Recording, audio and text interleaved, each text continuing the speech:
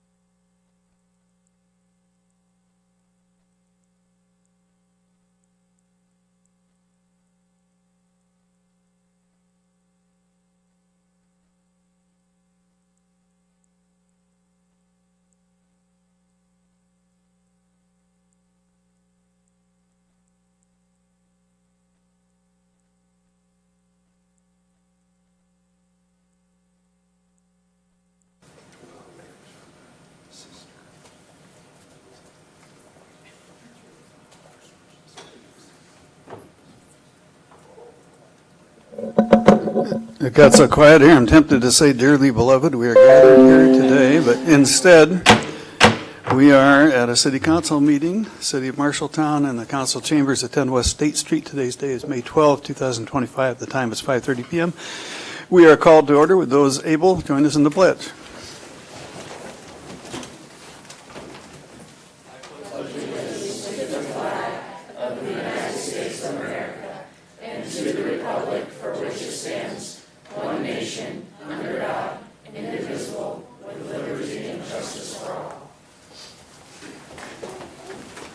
Thank you. When able, roll call, please. Fonseca? Here. Kell? Here. Ladioff? Here. Mitchell? Here. Nichols? Here. Schneider? Here. Thompson? Here. Full house. Very good. Public comment time. Members of the public may make comments on any item that was not on the agenda during this time. The speaker shall approach the microphone and state your name and address. Comments are limited to 3 minutes unless a longer comment is authorized by the mayor.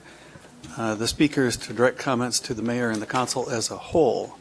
The mayor and city council may provide a response to public comment, but shall not engage in discussion or debate on items raised by members of the public, and no action may be taken on items raised in public comments in order that we comply with the open meetings laws.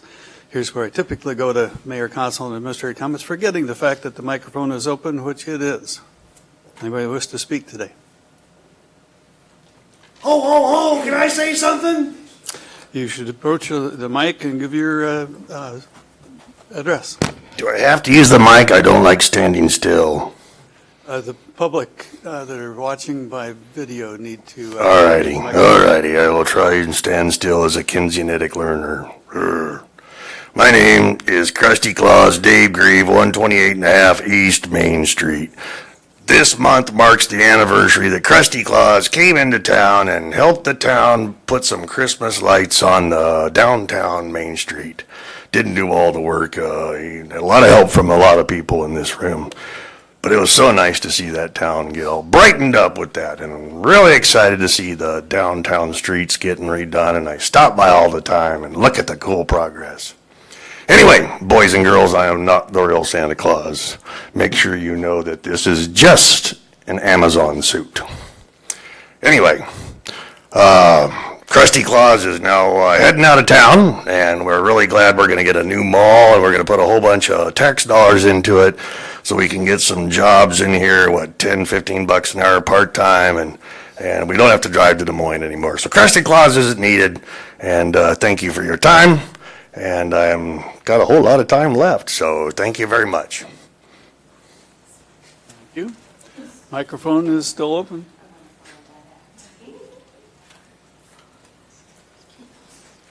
Linda Clark, 306 South 2nd Avenue, and everyone knows that I'm a Union Pacific fan. And they just did a presentation in Portland, Oregon for an engine that they had painted. Well, I am proud to say that I am going to be flying at my residence a Union Pacific vintage flag. And I appreciate everything that the Union Pacific does here in Marshalltown. All the products, the freight that goes east and west, and safety first is always what we do. And I am happy to have the Union Pacific switching yard here. Thank you, and that's all I cared to say. Thank you. Microphone's still open. Jim Shaw, 522 North 2nd Street. I'm just up here for an information thing that the city of Norwalk has decided that they're going to have a dog park. And if you violate any of their posted rules, it's a $75 fine.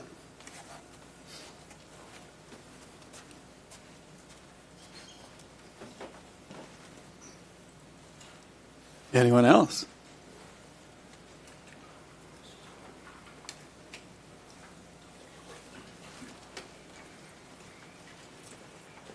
Okay, very good. Time for mayor, council, and administrator comments. Let's start with council. Any council comments?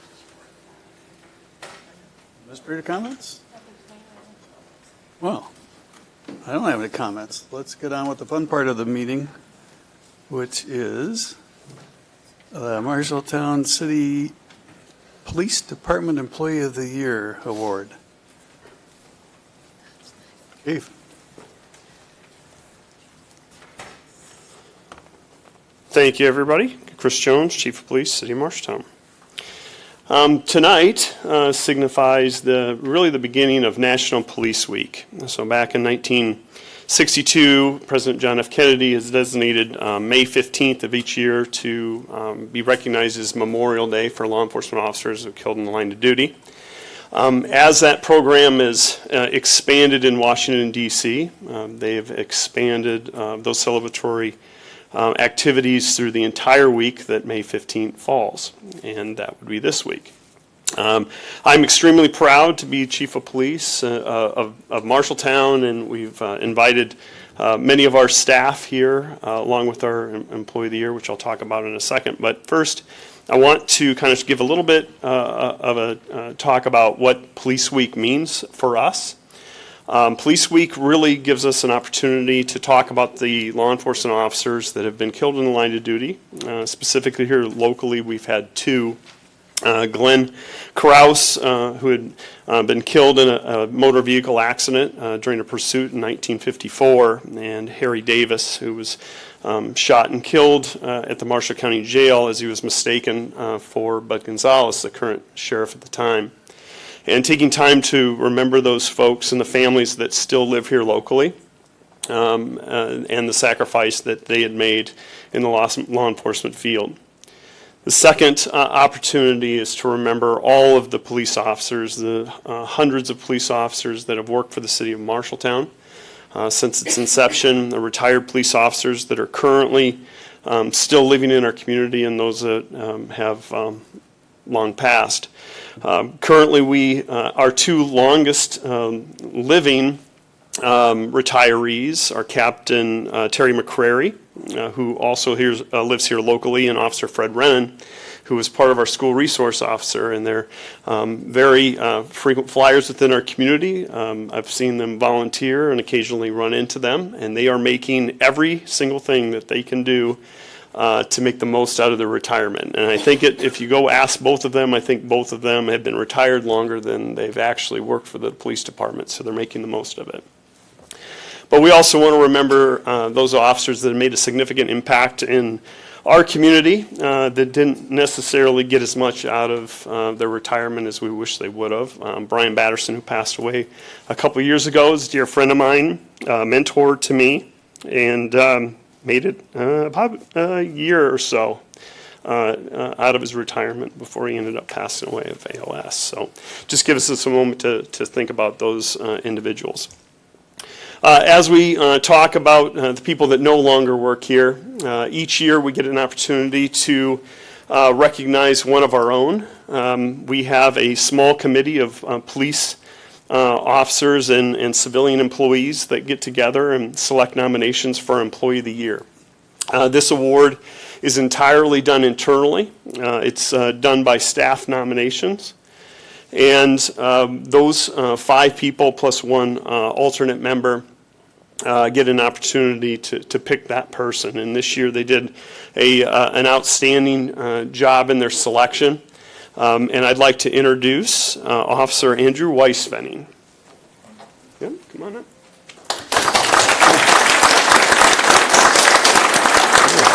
Thank you. Officer Weisfenning has a unique history. I don't know if you had an opportunity, but I heard many positive comments about the article that was in the paper this week, and I very much appreciate that, Robert.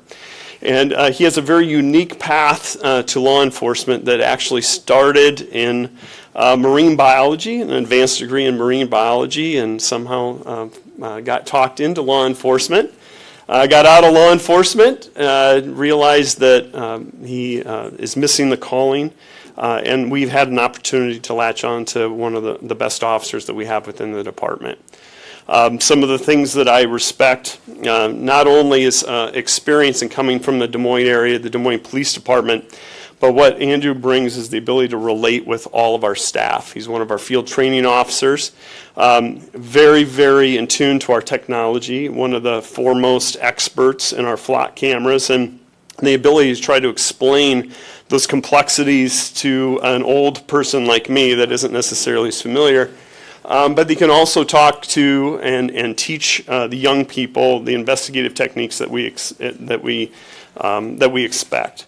And he has a great investigatory background, and he goes out every single day and works hard. And our young people and our seasoned people see that, and they work along with Andrew. He's probably one of the most significant officers that we have in finding anyone that we need. If we have somebody that's wanted, or we have the ability to find somebody that we're looking for, he has a real knack at digging down and finding those people very quickly. He's trusted with the Mid-Iowa Drug Task Force, has many ongoing responsibilities, and he's definitely going to have a great career here, and I want to congratulate you. And as part of the Officer of the Year, I do have a token of our appreciation. I want to make sure I don't do anything to it. Whoop.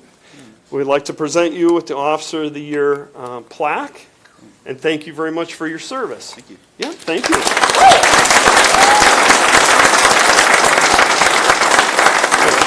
You want to talk?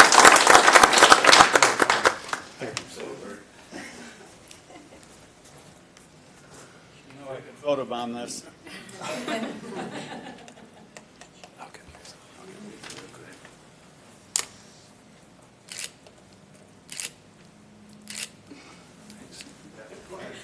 It's all up to you.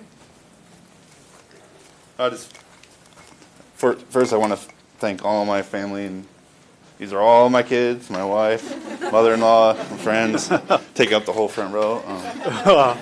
Couldn't do it without you guys. Also, all my friends, Marshalltown PD. I left Des Moines, gave up being a cop for a couple years, and decided to come back, and I don't regret at all coming here. I love Marshalltown. I love the work here, and all my coworkers. Always been supportive of me, and so yeah, just want to thank you guys, and I'm very appreciative of this. We thank you, Your Honor. Your Honor, may I ask Andrew a question, please? Well, you're not under oath, so yeah, I'll allow it. Andrew, do we have a large criminal element of marine animals in Marshalltown? Nope. That your expertise is needed? Because Chris has never shared that with me, so. No, but my background helps, and it helps.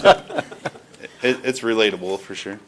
But Thank you. We appreciate your service. Yeah, and thank you to the family, because we have an idea from the number of times that we've heard from police officers here that it takes a family, and schedules can be tough, the stress can be tough. We just really appreciate the avenue here in town. Thank you. Well, unless anybody else wanted to ask any questions of the officer, let's go on to the consent agenda. Is there anybody who wishes to move for? Move to approve, Your Honor. And for those that are here, family and police force friends, you don't need to stick around for the rest of the meeting. It's going to get pretty boring toward the end, I think. So we're accustomed to having people leave.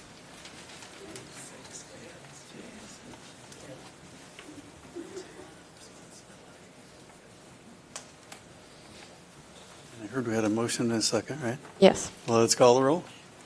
Thompson? Yes? Fonseca? Yes. Kell? Yes. Ladioff? Yes. Mitchell? Yes. Nichols? Yes. Schneider? Yes.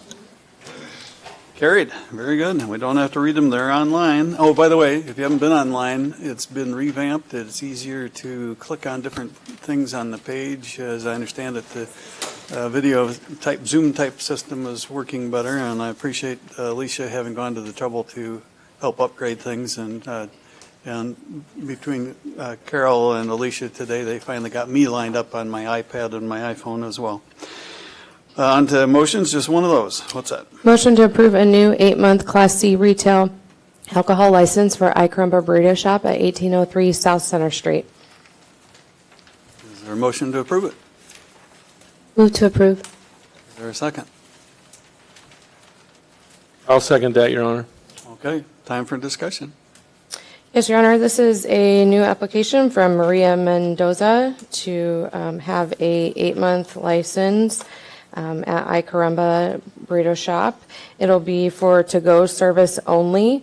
They do have an outdoor seating area, however, that will not be covered by the license. This would just be for to-go sales. I believe that Maria is here if she would like to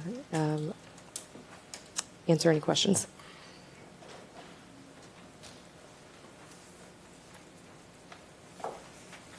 Maria Mendoza, 1803 South Center Street. Any questions?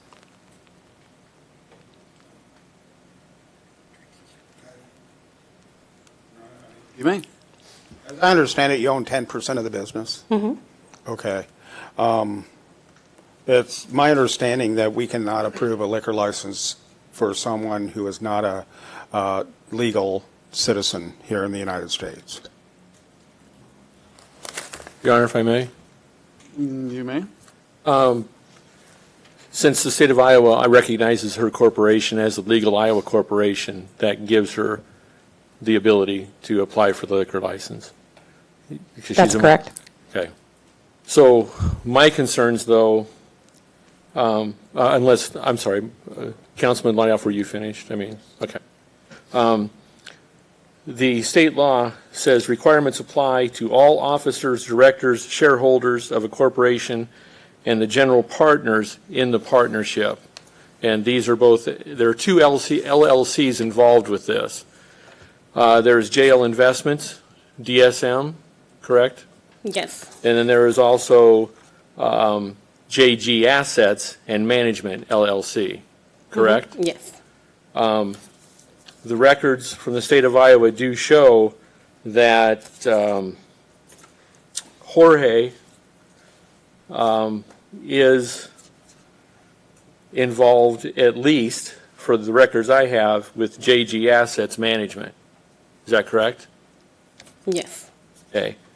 So based on previous city dealings with him, and according to the state of Iowa, saying that everybody has to meet the requirements, good reputation, good financial standing, and I could go on, but I won't. So that's why I'll be voting no to deny this liquor license tonight. So thank you, Your Honor. Thank you. Other council questions for Maria? Your Honor, I have a question for our city administrator. Okay. Carol, so did everything get checked out for this motion? I don't know why all these items are being brought up. Like checking the background, the LLC status, all that.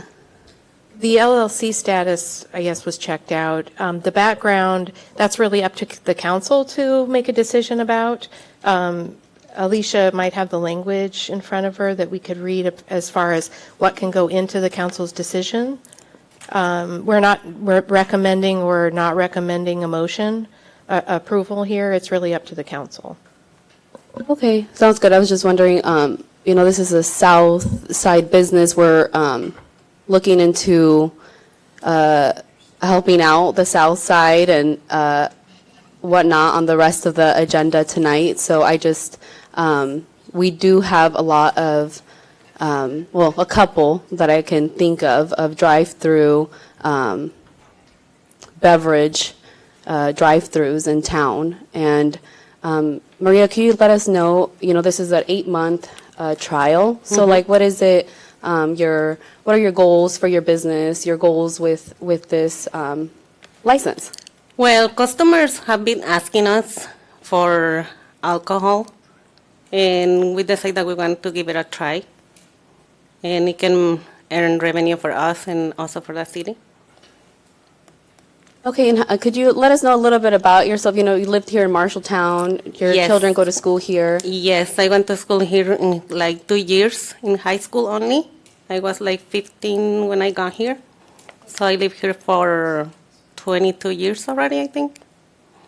Okay, so this is a Marshalltonian small business owner and attempting, to expand her business. So I don't see why this would be an issue. So if any other counselor has an issue with helping out a small business here, I would like to know what that is.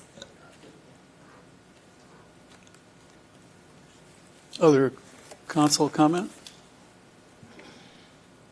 I know it's been customary to ask the chief of police to comment on these liquor licenses, and having been here for, 12 years now, 11, 12 years, I know that we have had this type of application before the council a number of times relating to the other 3 businesses that your husband has been involved in.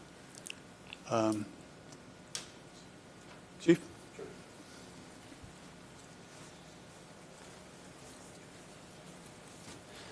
Chris Jones, Chief of Police. I had reviewed the memo from the council and Ms.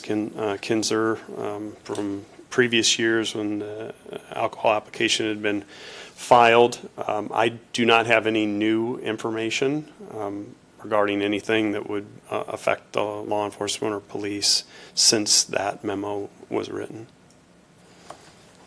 Thank you. Any other council comments? Otherwise, we'll go to public comment.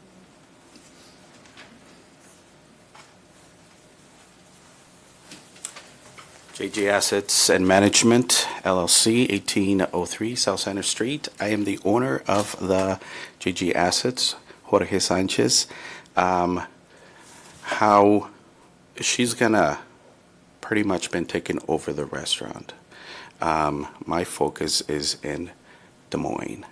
So she would be doing, I don't know why, why is this relying on me since it's going to be under her name. It's everything, the LLC and everything else is under her name. It's nothing to do with me. As far as we know, we checked in with the attorney to do the paperwork necessary. And as far as we know, that should be good enough for her to take over. So her LLC owns I believe the 90% of that. Any questions for me? No. And I appreciate if we can get it approved because there's a lot of customers that they've been asking for, the margaritas with the burritos and stuff like that. As far as, if there's a concern, how would this be interpreted, taken towards customers, because it might be an open container, stuff like that. Well, there's machines that seal cups, like you probably heard of boba machines. They'll seal, and the only thing to break them is if either you poke it with like a sharp item or a fork or something, then it would be breakable, just like a beer, one of those twists. You break the seal, pretty much. But that's my understanding is as far as the process of having it sealed, that would be how it would be sealed. Just wanted to put that out there. Thank you. Now time for public comment.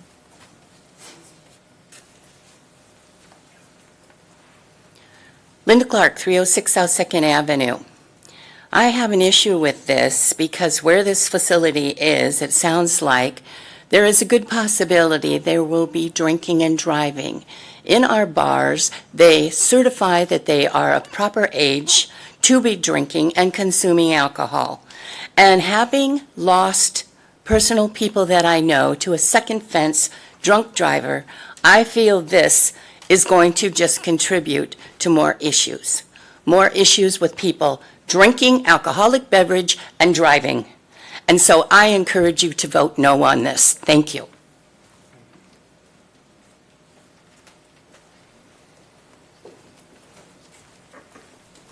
Dave Gree, 128.5 East Main Street, and no one has recognized my hats yet. My hats came from Oliver Bean, which is a cool store with a neat man cave on the way in. Anyway, just a citizen here who has been bit by codes and ordinances an inordinate number of times.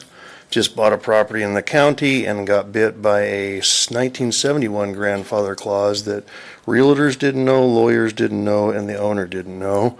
So I don't think it really matters what you do. Do whatever you want. Anyone else?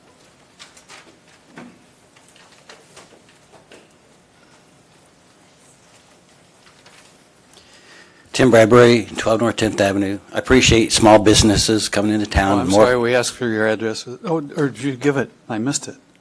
I gave it, but anyway, 12 North 10th Avenue. Thanks. I appreciate seeing more restaurants, more businesses coming into town, but I'm just scared of this stuff. You just make it too easy, whether they have to break a seal or not, to drink it in the car. I got friends and relatives that have died due to alcohol.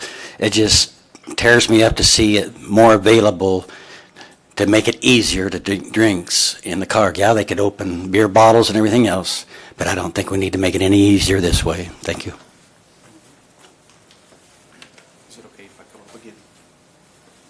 Yeah, just one more time. Yeah. Okay. Go ahead. I'll set the timer again. Or no, I don't have to do that Sorry, anymore, do I? I have been taking Does notes. anyone want to buy a little cheap timer? I don't need it anymore. Go ahead, Oscar. I think I appreciate all that, and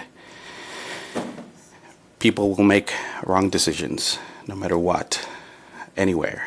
You go to Hy-Vee, you can open up the case and open one up, right there.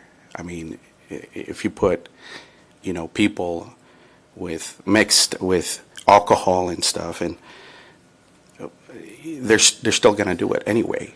They walk out of the store, they open. I've seen that locally here in gas stations. Get in their car, crack one up, and start drinking. So they already, tons of restaurants are doing it, and the governor actually approved to go drinks to create more revenue, and I think that creating more revenue creates more taxes to pay towards the city, towards the community, and I think it's a positive. If you're making a decision for other people, it's going to be tough controlling that. No matter what you do, whatever you eat, whatever you put in your mouth, are you going to control that too? It's just, my opinion is just a way of creating more revenue, and I think she's aware of what people can do. right or wrong. And as soon as, like I said, as soon as someone walks out of a gas station, they could do the same thing. So how about if we close gas stations? I don't think that would work, right? Thank you.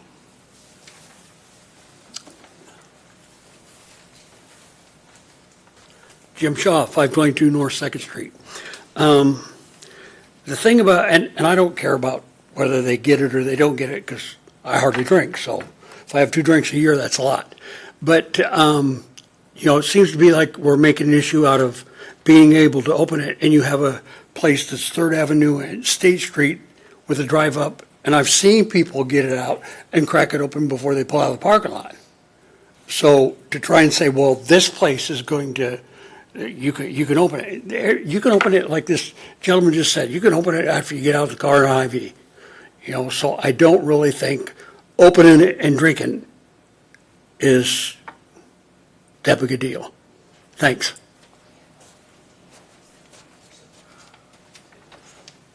Anyone else?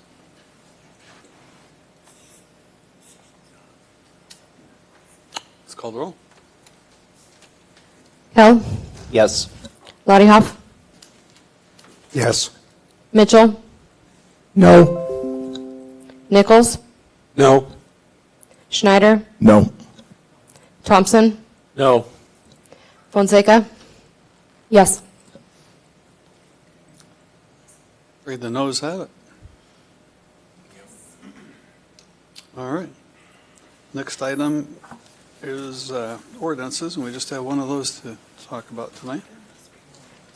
Public hearing and second reading of ordinance 15100 to amend the official zoning map for lots 166, 167, 168, 169, 170, 171, 172, 173, 174, and 175 in Melrose Park addition to the town of Marshall, Marshall County, Iowa, and the medium-density residential zoning district to general industrial zoning district. Oh, let's call for a motion first. We need to have a public hearing. Public hearing, oh, no, I need that little cheat sheet for that then. The public hearing is open now at 6 p.m. You'd think I'd get this routine down by now, but not going to happen. So we're at 6 p.m. with the hearing open. I ask if the staff is in a review to give, and then I'll ask for, do we got any written comments? Seems backwards to me. Okay, staff review. Clayton, you're up.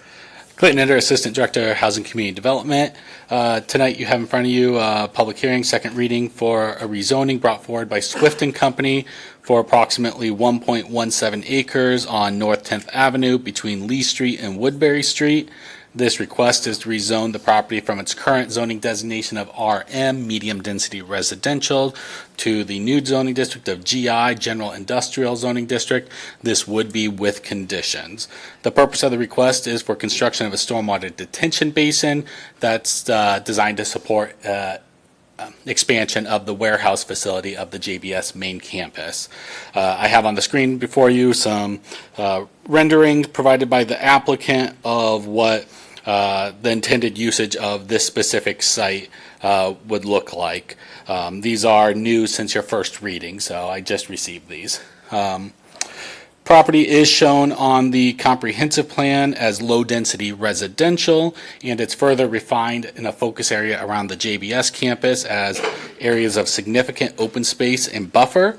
While the general industrial district is typically not consistent with this zoning district, the conditions that is recommended by staff and further recommended by the Planning and Zoning Commission are designed to create consistency with the comprehensive plan and adjacent land uses. Really what the conditions are is uses that were previously listed as a special use permit for the general industrial district have been moved to prohibited uses, and uses that would normally be permitted but were not otherwise consistent with the medium density residential district were moved to special use permit. That way, if there was ever those intended uses, there'd be a higher level of review that would have to go through in front of Planning and Zoning Commission and Board of Adjustment. Land uses to the east of the and south of the site are residential dwellings as well as some vacant residential lots. To the north are off-street parking facilities for the JBS campus, and to the west on the opposite side of North 10th Avenue is the JBS campus itself. Site certainly has sufficient land area to accommodate the proposed usage as well as other uses should that ever change in the future, though there's currently no plans to change that. This area would be encumbered by a stormwater detention easement for the benefit of the JBS campus.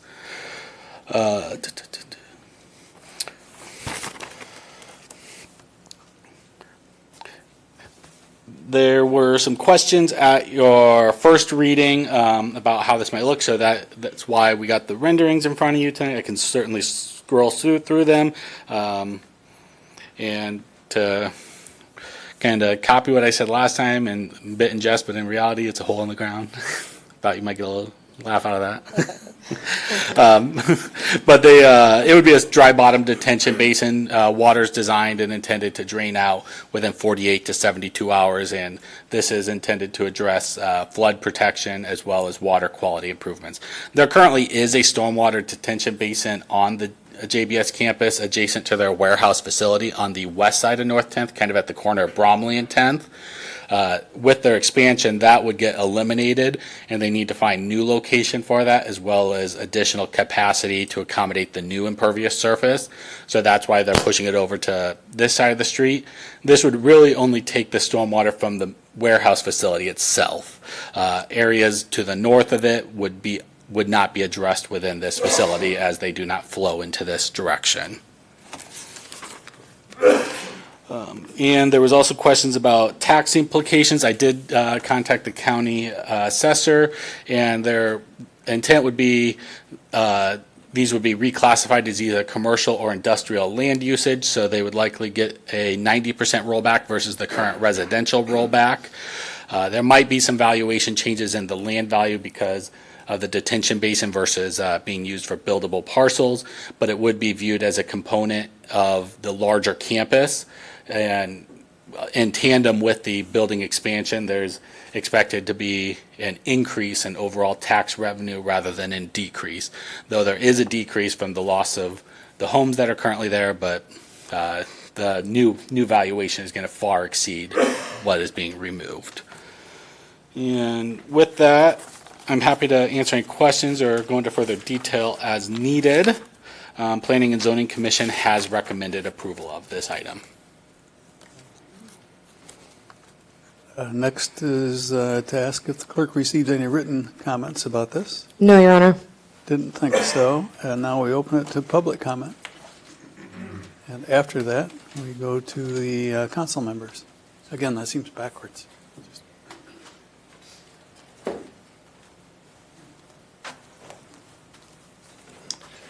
Dave Grieve, 128 and a half East Main. I think that was the Grieve rule you're talking about that's confusing you. And the idea was that the last people to get to argue about is the councilors, then vote. That was the order, I think. Anyway, my personal opinion on JBS is it's not a company we should encourage to grow here. I know you're going to go do it anyway, so I think you should have them pay taxes on what they actually had to pay to get that land. That's the new valuation. If they had to overpay to get it, you got to value it at what it really took to get it. 25 million hogs in this state. The closest state that has hogs is 3 million. We really are the hog state. I don't know why farmers can't do something more than hogs, beans, and corn. I mean, Kansas, they can do all kinds of crops, but that's the only thing we can grow in Iowa. Oh well. They got new crops in California and Colorado, too. that are illegal here. Any other public comment? Tim Bradbury, 12 North 10th Avenue, and I'm for one that works there for over 38 years. I appreciate JBS being there and all the opportunities that I've had to help my income grow. And there is sometimes some issues, but usually they get ironed out or we get used to it. But my main concern for that area, since I live in that area, I've gotten used to it. It's better than it used to be because after midnight, 1 o'clock, you used to smell all the cooking smells. They do have a scrubber system, and there are issues at times, but it seems like from what I know, they haven't told me to tell this or anything else. They do try to address it when it's brought up. But anyway, my main concern for that area is that it's, would you as a normal citizen want that next to your house or not? That it's done properly, looks nice, not going to attract rodents and snakes and all kinds of other stuff. I know we live close to Lynn Creek and we get stuff from over there, but I appreciate any improvement to the area. I like to see things get better for Marshalltown. But my main concern is, please think overall, is that going to be a swamp area, or is it going to be water that does drain off, dry up, and look good? It'd be neat if it could be a small pond, lake, or whatever, and have it like a city park or something, or in the wintertime, an ice skating rink or something on it. But anyway, that's not what we're discussing. But anyway, just keep in mind, would you want that next to your house or not? And let's make it that way, or make it good for everybody. Thank you.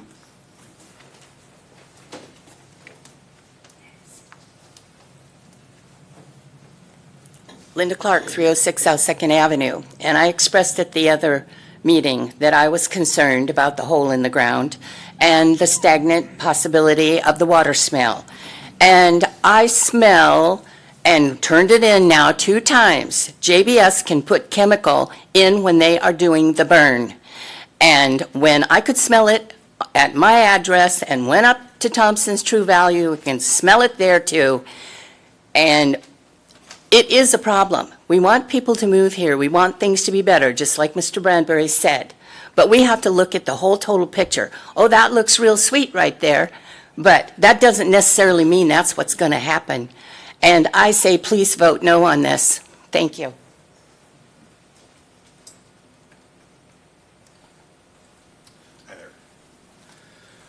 Brad Carl, corporate engineer with JBS. Just want to talk about a couple of things here.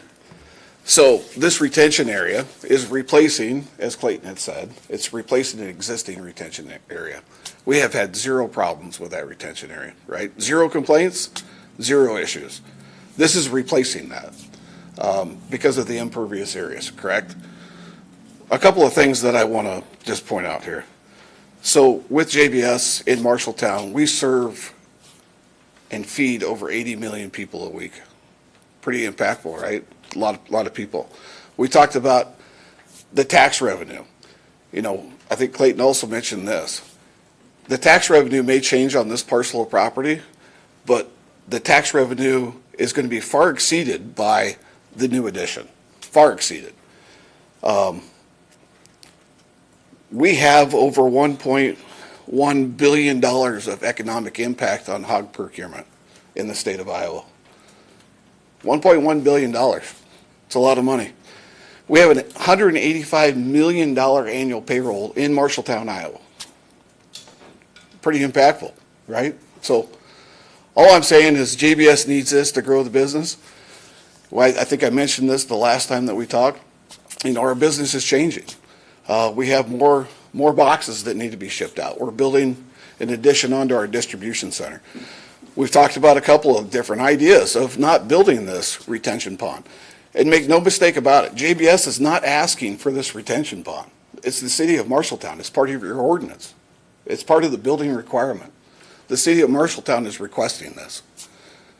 So, just to summarize, I believe this is going to be, there's no rodents, there's no swamp area. It's a 24 to 48 hour, in a rain event. So, it doesn't really take that long. You have an effluent system, and you can see that on the drawing there. If you understand a retention system, water comes in, water goes out. So it's meant to detain the water for a certain amount of time so that you get the total suspended solids to drop and any kind of impurity that's inside of that water. And that's really the sole purpose for any retention pond. There are numerous retention ponds in the city of Marshalltown. They're all over. Go by any apartment complex. You'll see them. Go to Marshalltown Trail. You'll see them. They're everywhere. So my problem, I guess, is why is this such an issue, I guess, with the public?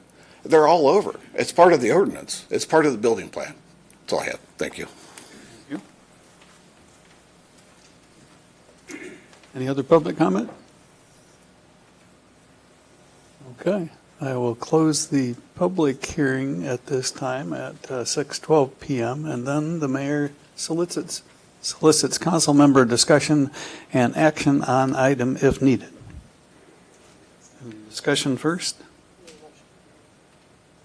Okay. I move. Thank you. Is there a second? I'll second. Further discussion up here? Your Honor, if I may, You may. before I vote on this, yes or no, I think we need to have some meetings with JBS. There's a few issues we need to get addressed with them. So I would, right now, my vote will be no. Not saying I won't change. We can need some answers from JBS.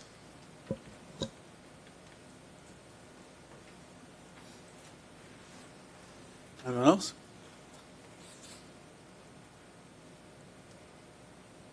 Let's call the roll. Fonseca? Yes. Kell? Yes. Lottiehoff?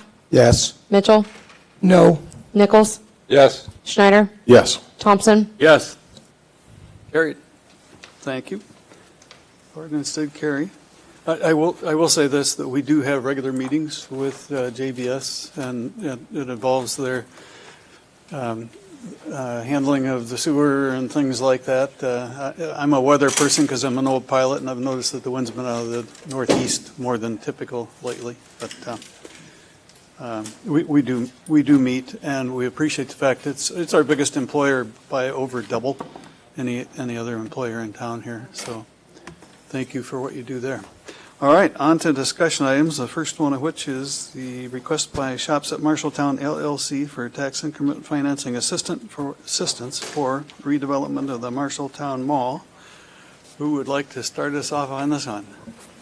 Your Honor, so we have a representative from Shops at Marshalltown that will speak first, and then our Chamber of Commerce Director, John Hall, will speak a little bit to the tax increment financing incentive package that staff is proposing for council. Just a reminder, this evening isn't approving a development agreement. It's simply having council give direction on key terms of a proposed development agreement, which if council does give us direction this evening, we will work with our legal counsel to develop the formal development agreement and bring it back to council for consideration.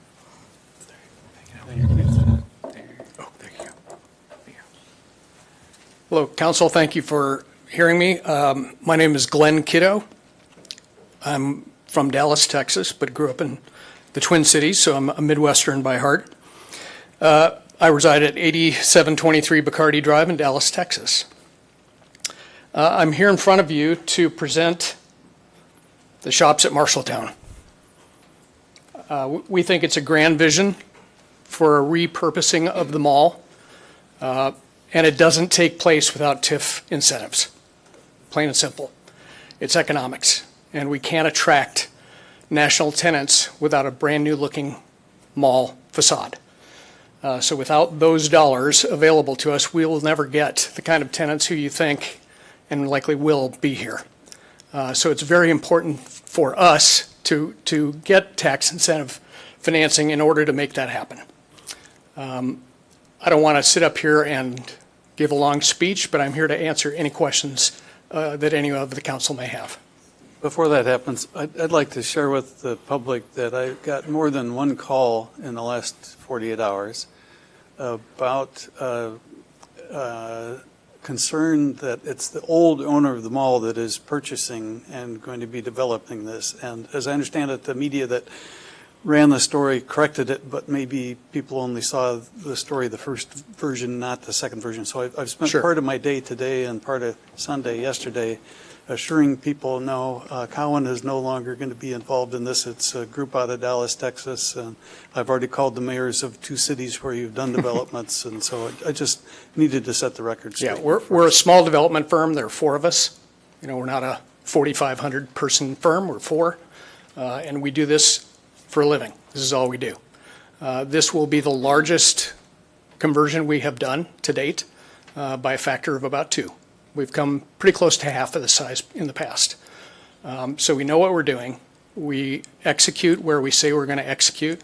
And in every case where we have done this in a previously blighted retail area, it's done tremendous things for the retail area. Brings new developers in who see people putting money back into what was previously blighted, and it attracts other developers to come and remodel or build new. And I don't think necessarily that list is long here, but without this, it would be longer, I think, in your wait for a developer to come along and say, hey, I should invest in Marshalltown. We think it is a good town to invest in. We love this asset. We love the city. We love everything about it. But it's an economic decision, and without the economics, it doesn't make sense. We'll never attract people other than Goodwill Industries and a church, and you name it. Look at a dead mall in the U.S. and you know exactly what you're up against. We're here to hopefully change that and really improve the city. I know a lot of the social media posters have been saying, well, they want to know who the tenants are going to be first, and I know that you probably have a good idea. I know that John Hall at the Chamber probably has a good idea. I actually have a good idea because I called some mayors to find out what stores are there. So there was a backdoor way for me to find out. Here's the game in national retailing. They hate it when people pre-announce they're coming to town. They want to do it when they're ready. And so we have to wait until leases are executed. And most of these lease negotiations are contingent upon other big retailers signing their lease intentions.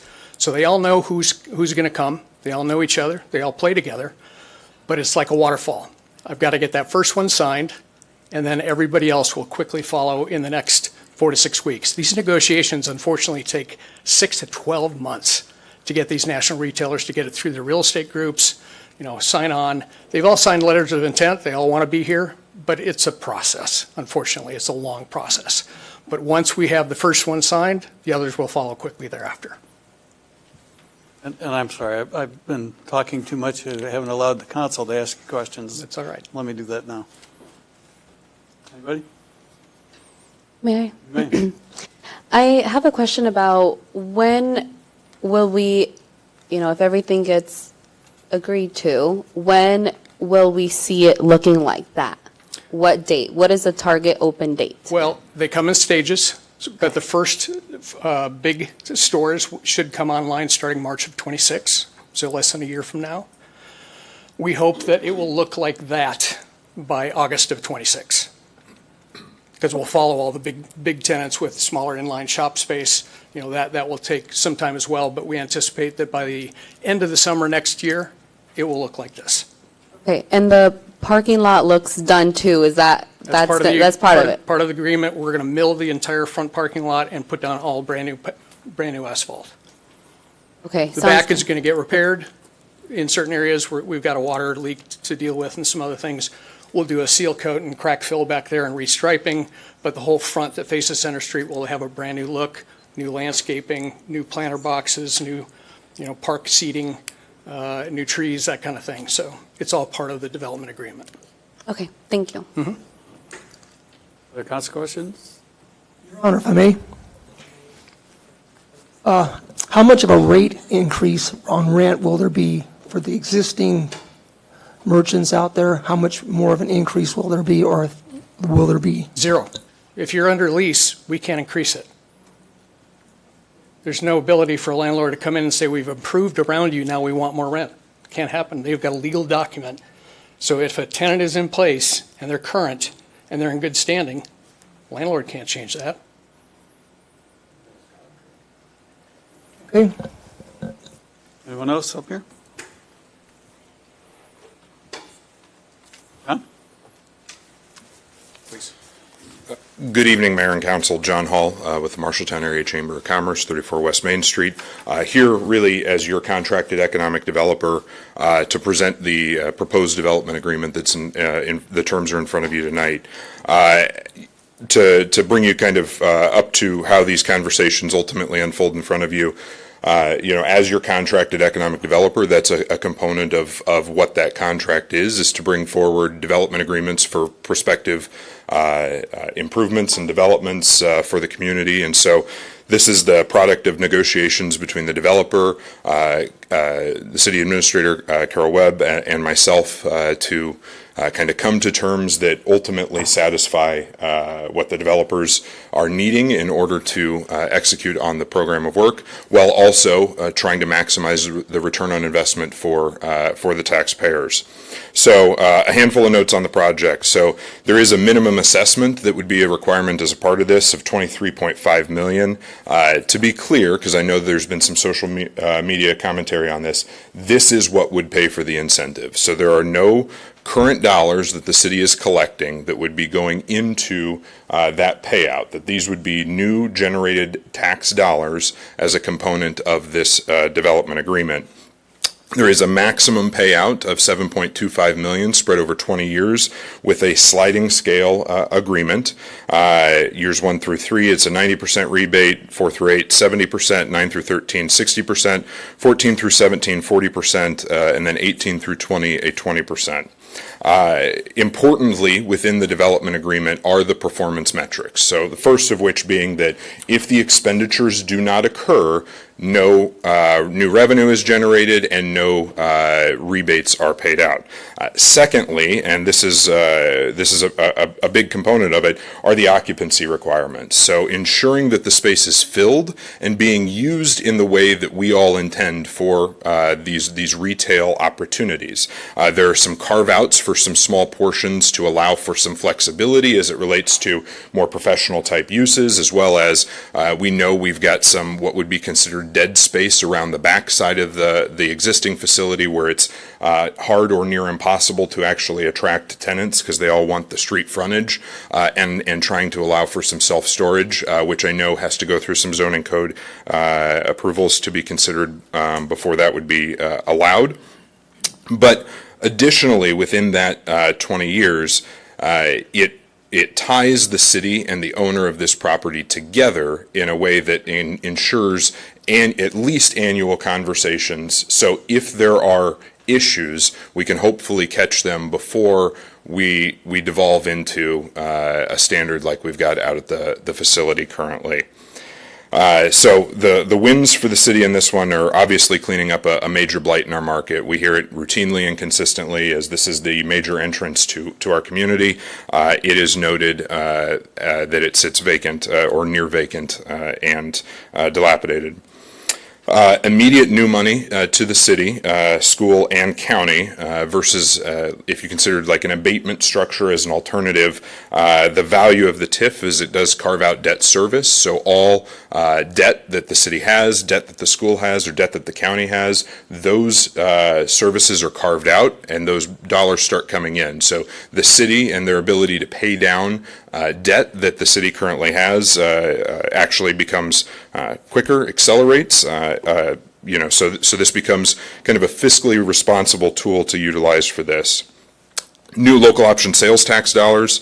We know that there are a tremendous number of folks from Marshalltown and Marshall County that shop outside of the county. Those resources would be able to be spent here, collecting local option sales tax. There will also be some change in traffic patterns from online shopping to shopping here. We won't benefit from new local option sales tax related to that, but those that are shopping outside, we will be able to capture here. In addition to a lot of times when folks are traveling the distances required to travel in order to do large retail shopping, there are ancillary expenditures that take place outside of that, whether that be food and beverage or fuel, or in a lot of cases downtown support as well. So I know that's one of the conversations is what's the impact to our small business community, especially as we look at downtown and the revitalization we're aiming for downtown. I think the adage about something like a Walmart coming to town and closing down your downtown is an item of the past. What we're seeing is that you need to be a retail anchor as a community if you want to be able to drive traffic into your downtown. That downtowns are considered more secondary markets. So you look at Ames, for example. Many of these retailers that we might consider as large box retailers exist in Ames, and yet they also have a thriving downtown, and that's because they're considered that shopping, that retail hub.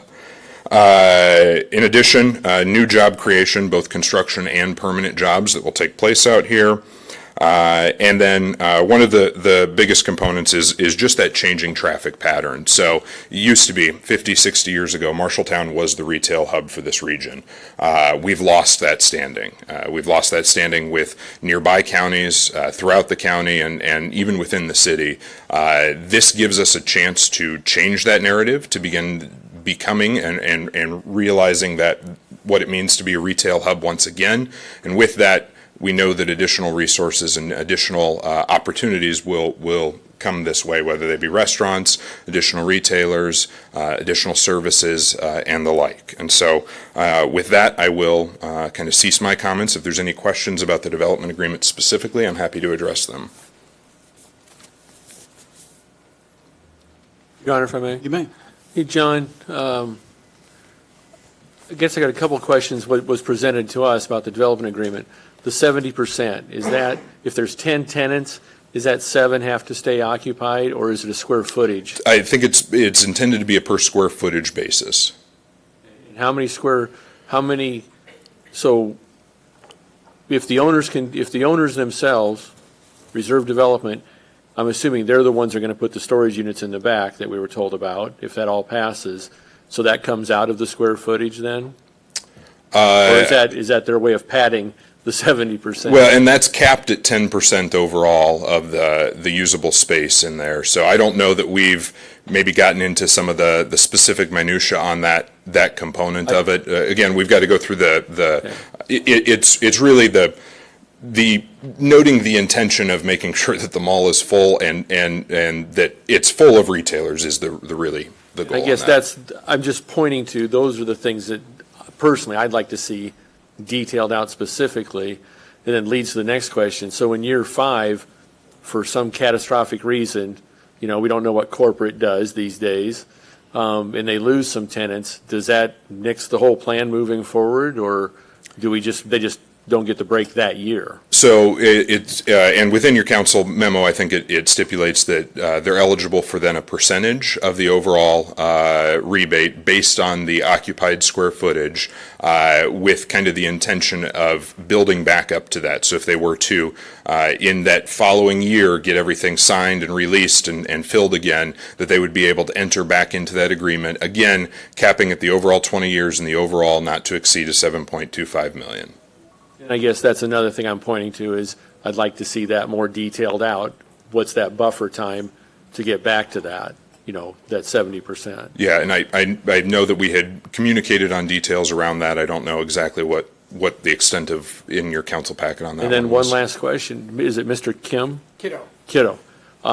Where were you before you bought the mall? Why weren't we talking TIF? Like 99% of all TIF agreements are negotiated before you buy the mall. So John can come up here and do his but-for conversation that you wouldn't have bought this but for TIF. We would have bought it without TIF. We won't be able to put in the same tenants if we do. It's still at a good basis for us, but we'll never have the dollars to attract any national retailer like you see imaged behind me. So what you're saying is you wouldn't have the dollars, it wouldn't free up the $7 million for you. You're not going to get to attract the incentives to attract the national retailers. Yeah, you're not going to get the beautiful new looking mall. You're not going to get the new parking lot. You're going to get Goodwill and a church. It still makes sense from an investment to us, but we want to take it to the next level. Okay, and I love that you bought the mall. Okay, there's always a but. Okay, I love you bought the mall. I love that your plan seems doable. You guys have the experience. I talked to one of the partners on the phone. I will shop there because I believe in shopping local as much as I can. However, tonight I will vote no on anything moving forward because personally, as a former small business owner, I don't believe in TIF being used to incentivize retail. I believe in the free enterprise system. I believe in a level playing field. And once you start giving incentives to businesses, is what you're going to do to attract, and then you've created an unlevel playing field. So for those reasons only, I'm against TIF in this situation. Okay. I would have been more comfortable with an abatement. But that's a personal thing with me. I would encourage you to look into the Coralville Ridge Mall. It was a huge success story. They put in the city's coffers over $10.7 million in revenue. I mean, not just abatement. They had $365 million in taxable value increase. I mean, it was huge. And everything around it, was successful because of that initial catalyst.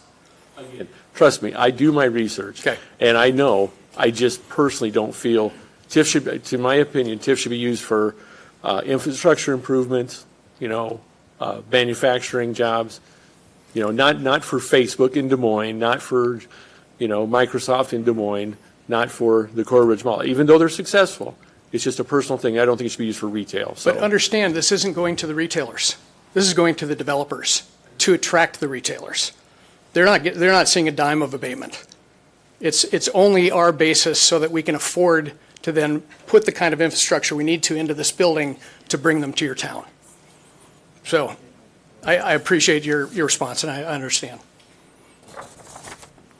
Your Honor, if I may? You may. So when you have your tenants come in, will you be signing a 10-year contract with each one so that they're locked in and they have to stay there so that you can get this money? Varies by tenant. Some are 10, some are 15, some are 20, some are 5. A lot of the shop spaces will be 5-year leases because they're not in a position to sign a 10 or 15-year commitment. But most of the big stores will be at least 10, some of them with 4 or 5-year options behind it. So a 30-year term. You will have it secured for at least 5 years then? Yes, at least 5 years. I would say on 80% of this center, it'll be over 10. Thank you. Anyone else up there? Your Honor, if I may? Sure. I have more of a statement. I'm really excited about this. To begin with, when John was talking a 20-year TIF, I'd never seen one before. But the chamber and John worked diligently, along with Carol, and I really appreciate the stair-stepped incentives. That's something new that I had never seen before. I also like it if they don't build, you don't get. So we don't have anything out to do it, and I've said before, a lot of people like shopping in Marshalltown, but if you cannot find it in Marshalltown, that's just money that goes to other towns. I think we've been sitting here looking at this mall looking like that for 15 years anyway, and it's time to get up and get going with it. Thank you.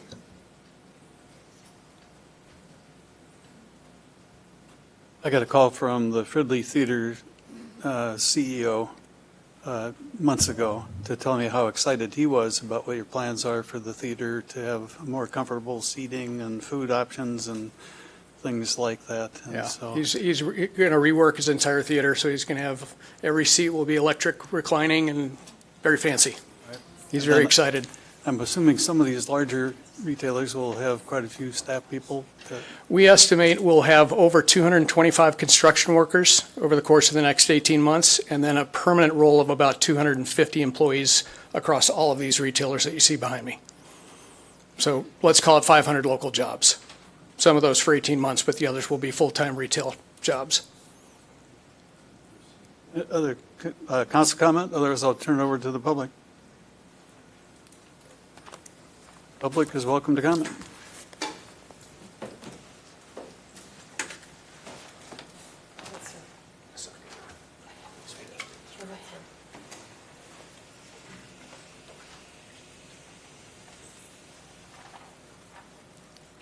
My name is Rick Spock, 1301 Summit Street, and I guess my question is to the developer itself. I have means to get out to the mall via the sidewalks and such, but once I get out there, due to where I reside at, I'm not allowed to go across the parking lot.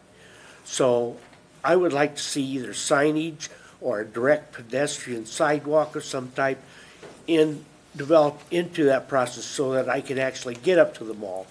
And I do attend several movies. I know the manager Karen out there. I go to a movie almost weekly out there.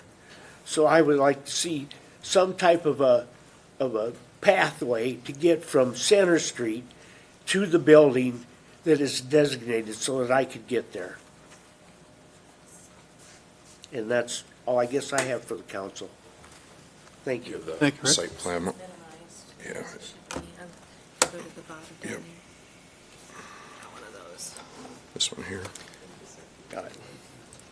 Let's see if I can zoom in here. Allow me to address your comment, because they're very well taken. When this mall was built, ADA didn't exist. It does today. So now we're going to have to comply with all ADA laws when we do our remodel. And that means we'll have pathways, not only from all handicap parking directly to the sidewalks, we will have a pathway from the street, and also we will have bus stops along this area down here.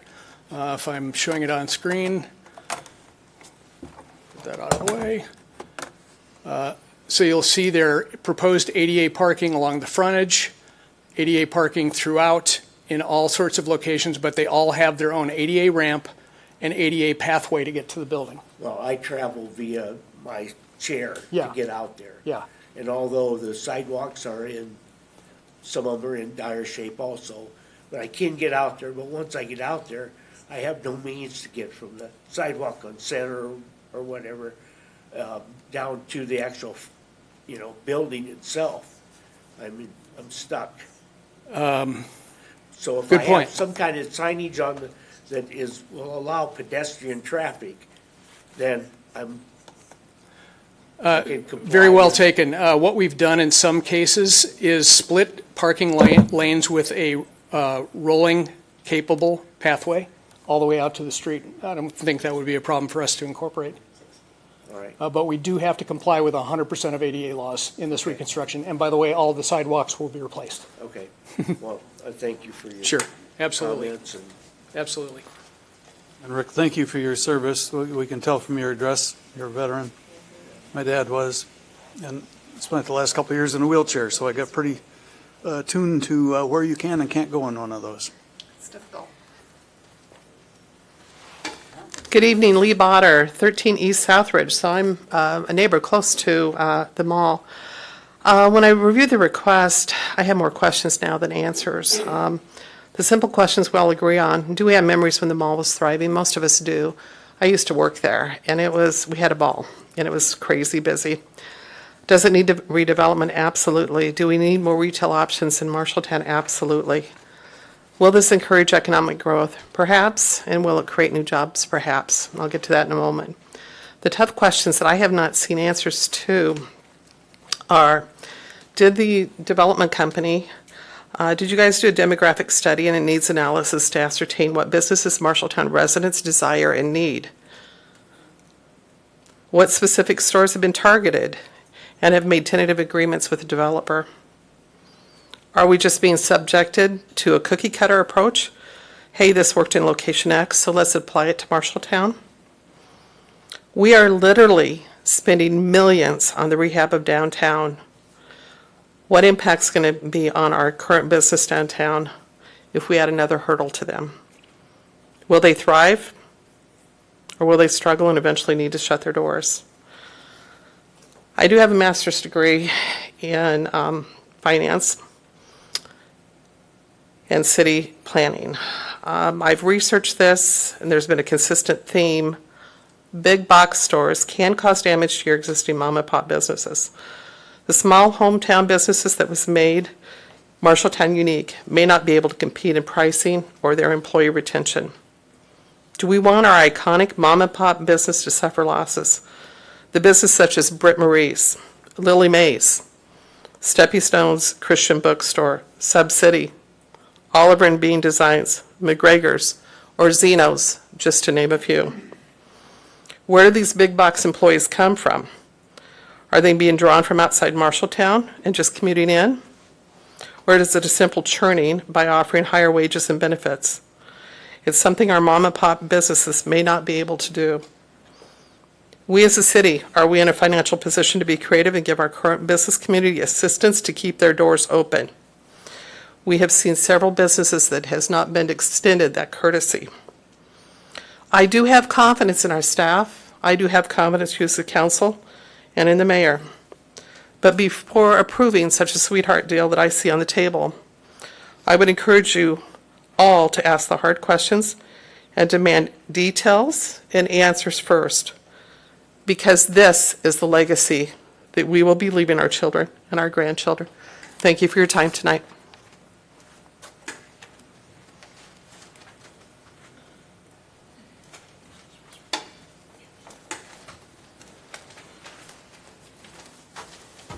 Dave Grieve, 128 and a half East Main Street. I have questions also. I've never seen a full-time retail job except for the manager. Right now, we think $20 an hour in this town's a really kick-ass wage, and that was pre-NAFTA wages. If the big box stores want here so freaking bad because the market's awesome, why does it take a tax break to be profitable? I mean, does we just give tax breaks to every business to, give it a whack and see how it goes? Because I didn't get any tax breaks. I just think that Kansas City kind of led the way here recently when the Kansas City Royals and the Kansas City Chiefs, fresh off of all these championship victories, wanted to build some new stadiums downtown. And they said, look at the improvement we'll have. And the Kansas City resident says, you're not going to change the fan base. We've already bought every stinking jersey, cup, licensed thing. We've made every player a freaking millionaire. If you want a new house to play in, pay for it yourself. So these corporations that just keep getting the sweetheart deals, in my personal opinion, is a public-private partnership, is the backroom deals that picks the winners and losers. Doesn't matter who comes up and talks about it. We know the backroom deals are done. You know, we've got a consent agenda that I can't even pronounce because it sounds obscene. And I just think this is once again catering to the big box. The big guys always win. And the little guy, you don't get anything. I've talked to 4 businesses around this town that wanted to grow and stuff. They couldn't get TIF, they couldn't get a grant, they couldn't get crap.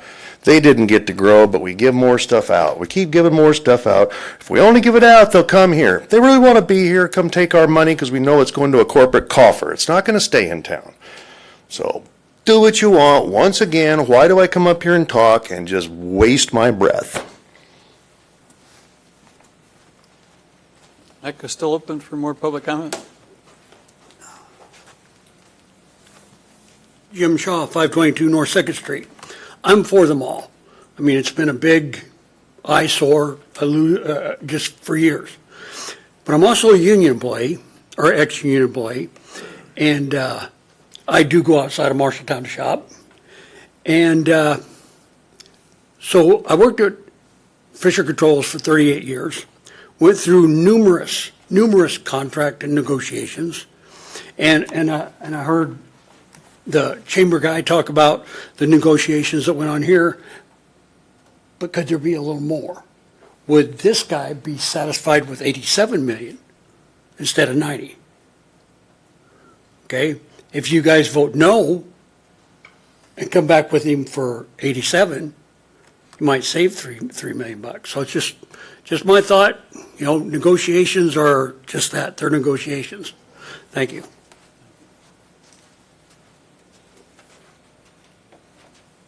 Anyone else?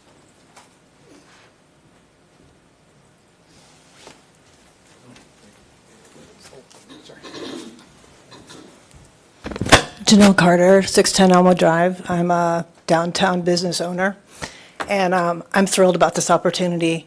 I really feel like the more the merrier. I am not threatened by them all coming to Marshalltown and becoming better. It will make all of us better.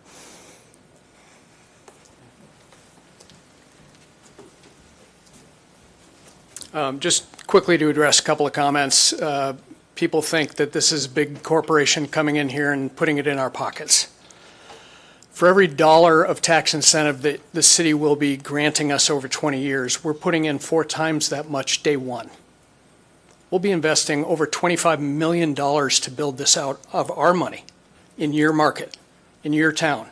We're giving you our money because we think it can be successful. And the city's going to give us back 1/4 of that in the same valuation over 20 years. At the end of the 20 years, the city gets 100% of the tax base that you're going to benefit from here. Think of all the things that that tax base can do to this town. It's huge. It's huge. It's not going in our pockets. It's going directly into the construction of this building. Nobody's getting a dime from TIF money as a developer or a tenant. 100% of those dollars have to be spent in your town, in your building, just to clear the air. Any other questions, I'm happy to answer.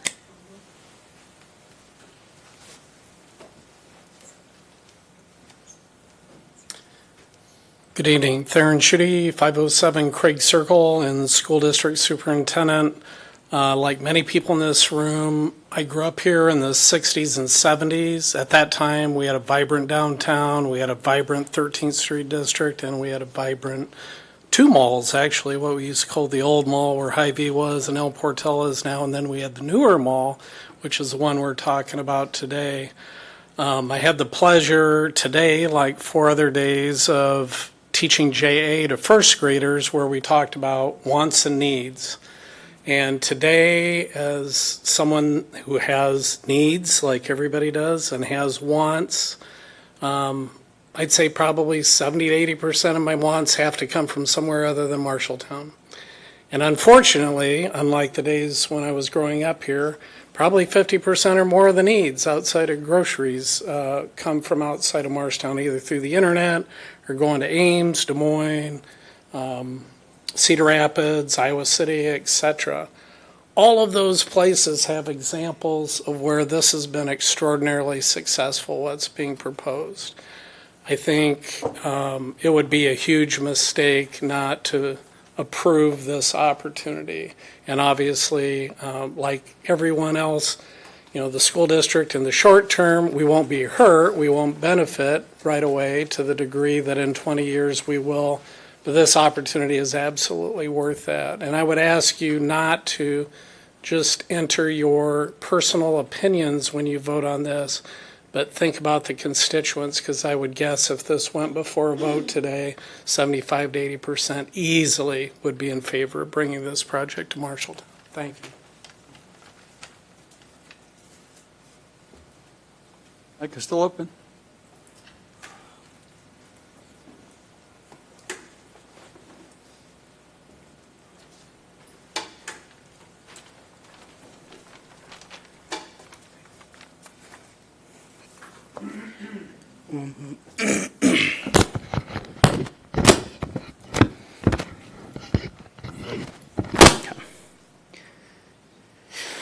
Hello, my name is Marco Yepes Gomez, 11 North 6th Street.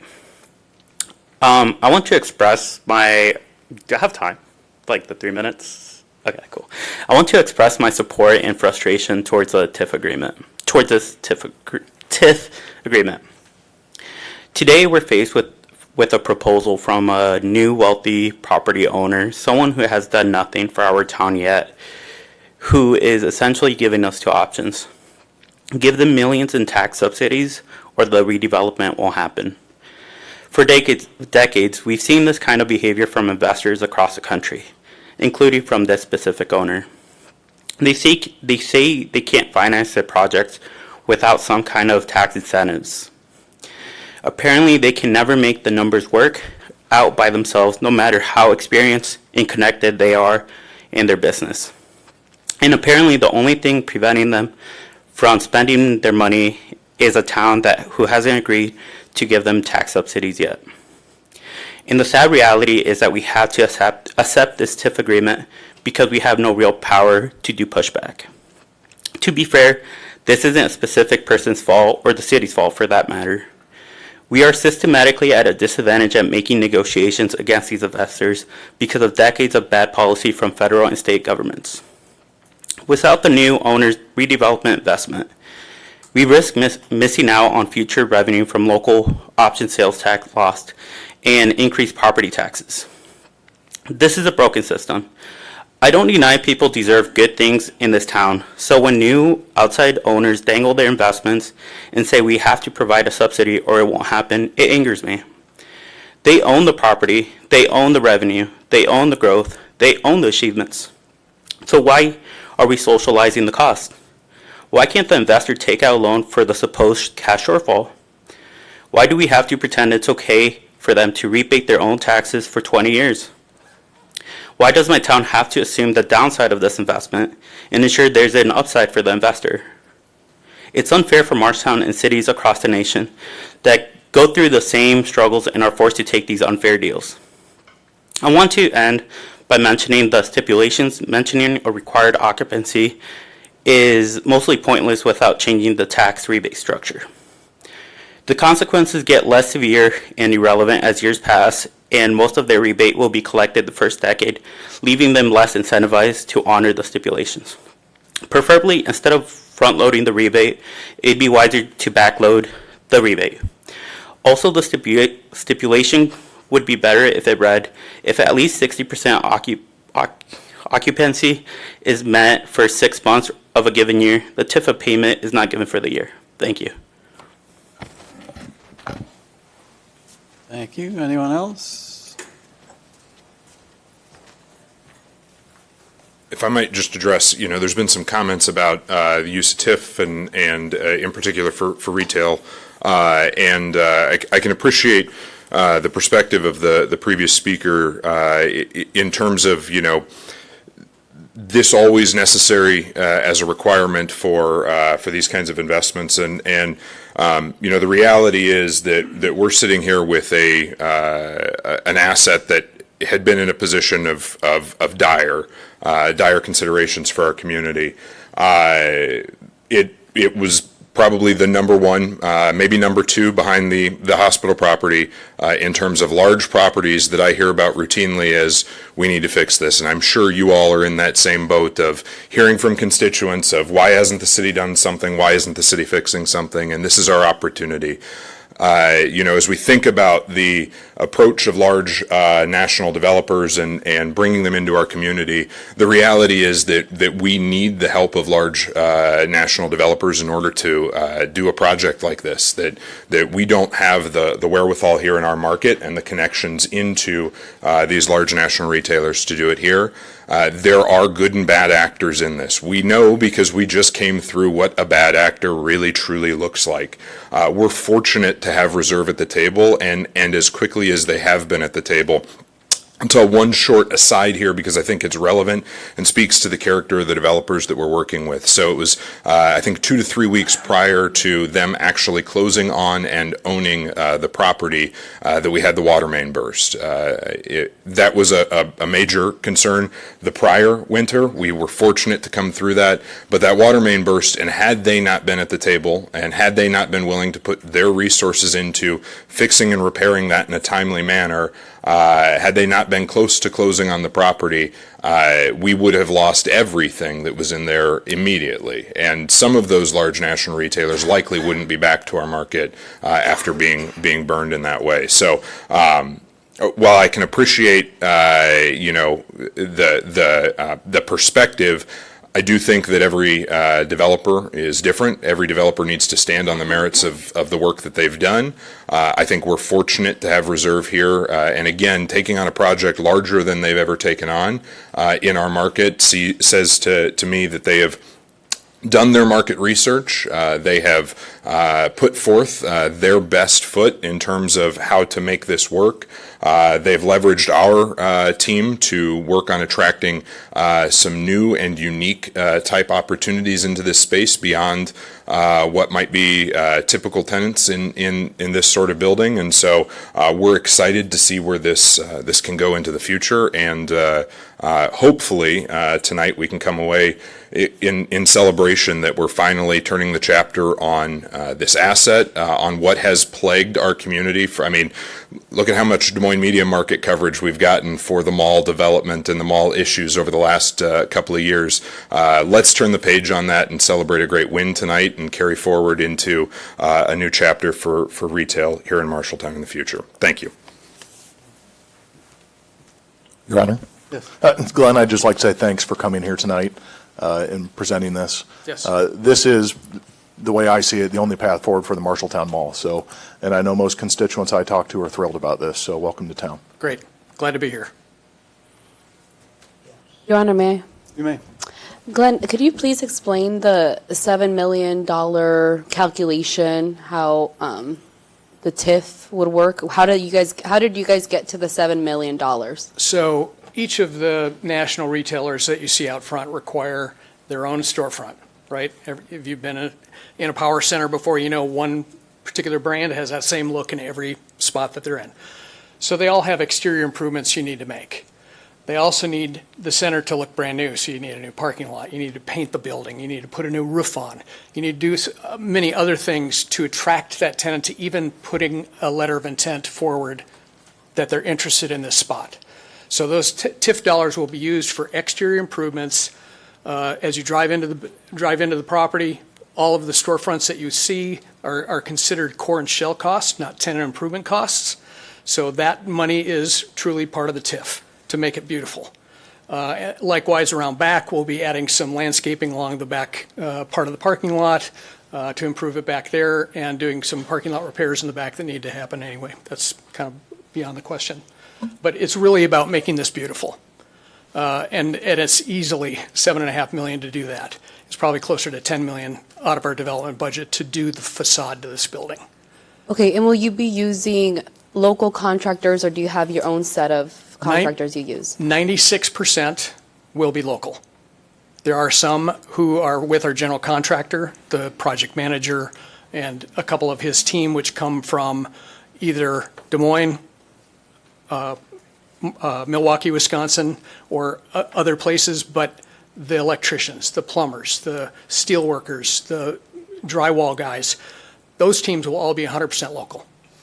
So this is intended to be a local build by local subcontractors. Okay, and so getting more information on how that will be, will you be like opening up bids, or like how is it going to get out to the local contractors? How is the opportunity going to be there for them? So I'm not a general contractor, so I got to caveat that. But they put word out to bid through several websites to be able to attract people. Some cases, they might even take an ad out in the paper. So they will be putting out through their networks notice that they're looking for an electrician, they're looking for a plumber, they're looking for an HVAC company, a mechanical company, they're looking for drywallers and painters. So they will put word out through their networks to be able to attract bids. How exactly that takes place, I can't answer, but I could probably find out the answer to that. When you get to the point of the Masons, there are two I want to talk to you about, one at the Roundhouse and the other at our police and fire station. Gotcha. Just that we have on the Nix list. Gotcha. Sorry. I interrupted. Go ahead. And could you let us know a little bit more about just kind of why it is that you chose Marshalltown? What about us made us so special for this project? We're developers. It wasn't at first about the town. It was about the opportunity. Did it make sense? Did buying this building make sense? And that's when we start our demographic studies, when we start our market studies, and we start looking at brokers and talking to them about who would actually want to come here. So it started with an opportunity being made aware to the partners, and then they said, okay, let's investigate this. Let's figure this out. You know, was Marshalltown at their top of their list for cities we want to develop in? Probably not. But the opportunity was there, and then we started looking into the town, and we liked what we saw. This is an unserved market. Everybody's going to Des Moines, they're going to Cedar Rapids, they're going to Ames, because there's no core shopping here, and retailers love retailers. People love to have more retail next to more retail. That's just how that market works. So to the comment earlier about, I think it'll help downtown retailers, I really do. I don't think it's going to harm them, because they love to feed off of each other's shopping traffic. If you're out shopping on a Saturday, well, you might go to the shops at Marshalltown, and then you might go downtown. But if your plan is to leave at 6:30 in the morning to drive to Des Moines, you're not even going to have that opportunity locally for the downtown people, because they're already gone. So we hope that will help bring people to the shopping mindset back to Marshalltown and keep your spending dollars here in town. Okay, thank you. Yep. That's why we see a lot of Walgreens next to Hy-Vee's. And in Iowa Home Depot's next to Lowe's. Yep. And I would like to thank the city. You guys have been great. Really, really great to work with. We really appreciate all your work that everybody on the team has put in. Last call for comments by the public.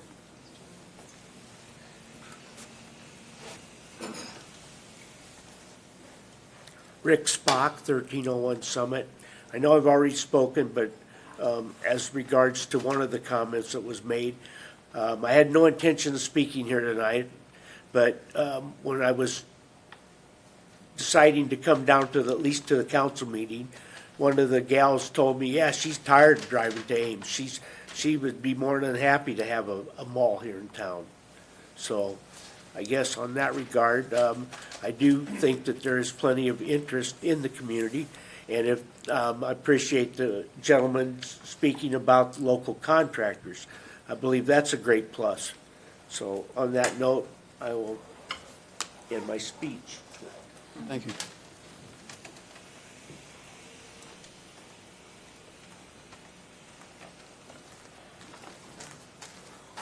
Dave Grieve, 128 East Main.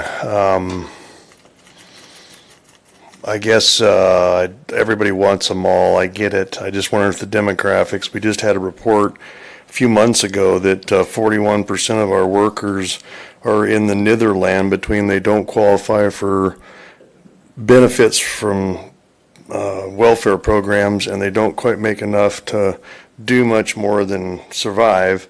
So if 41% of our workers that way, that's a demographic they're looking to come in and capitalize on. And people just don't want to live in Marshalltown. I mean, our own housing director doesn't want to move here. The assistant housing director doesn't want to move here. You're getting out a little personal and out of order. I'm sorry, I don't have First Amendment rights. I'll stop.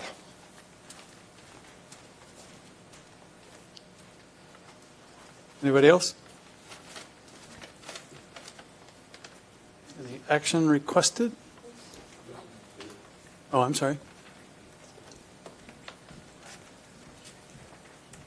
Janelle Carter, 610 Ellen Drive. I kind of compare this a little bit to when I built Crosby Park, as many of you may remember, about 6 years ago. And everyone told me if I put up those townhouses, no one would live there. Our town could not handle that. It was too much.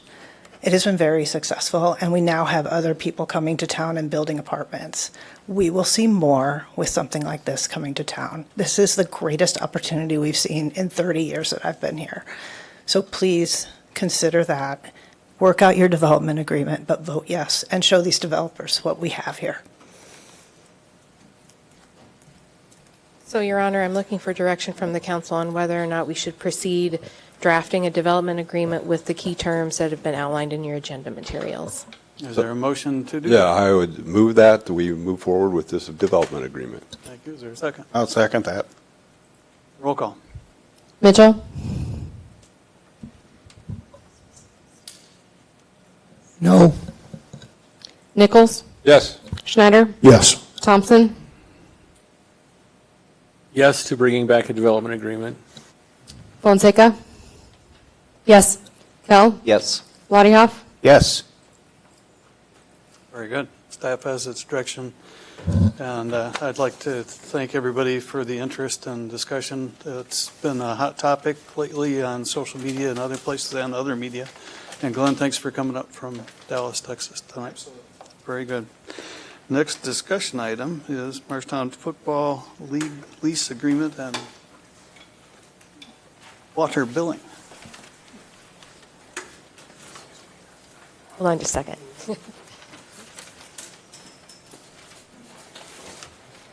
Okay, so this item relates to a discussion the City Council had at its March 24th council meeting. On that meeting agenda was a discussion about a lease that the City Council approved in October of 2024 related to the Marshalltown Football League's lease of some football fields at the 6th Street complex. Of issue in particular with the lease agreement is that we are proposing to pass on costs for water usage to MFL because in July, I think, of last year, Marshalltown Waterworks started charging the city for those fees. So we're proposed, and the council signed an agreement that passed those fees on to MFL, but they are questioning and are opposed to paying those fees, essentially. So this item is to really ask the council of, are you satisfied with the lease agreement as it's been written? And in particular, are you okay passing on the charges to MFL for water usage? Your Honor, I guess I'll start. I really wish the Waterworks would revisit their decision on the whole water thing, but at this point, I'm okay with the city absorbing the costs. I think the youth sports are important. They form good connections with town, the MFL and other, youth sports bring people in the city. There's some incremental lost revenue, and I think we could probably cover the $2,000. Other comments by council?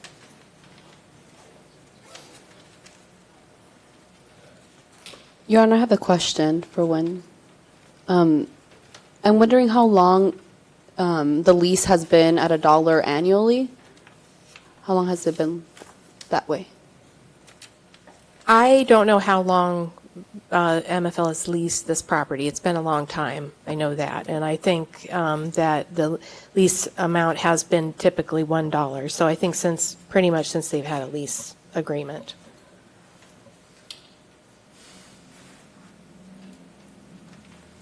Your Honor, if I may. Sure. Do other clubs and that, are they required to pay their water?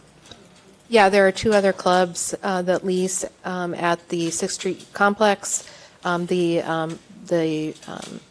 softball association and then the Little League also, and they both currently pay their own water usage fees.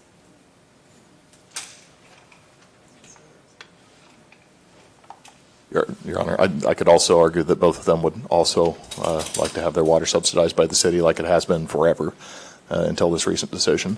I also think that maybe this is a good time to talk about maybe creating a master plan for our sports complexes for youths and adults. I think we need to get that on our docket.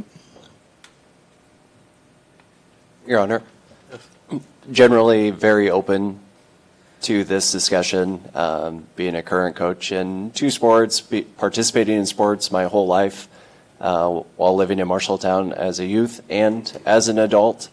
I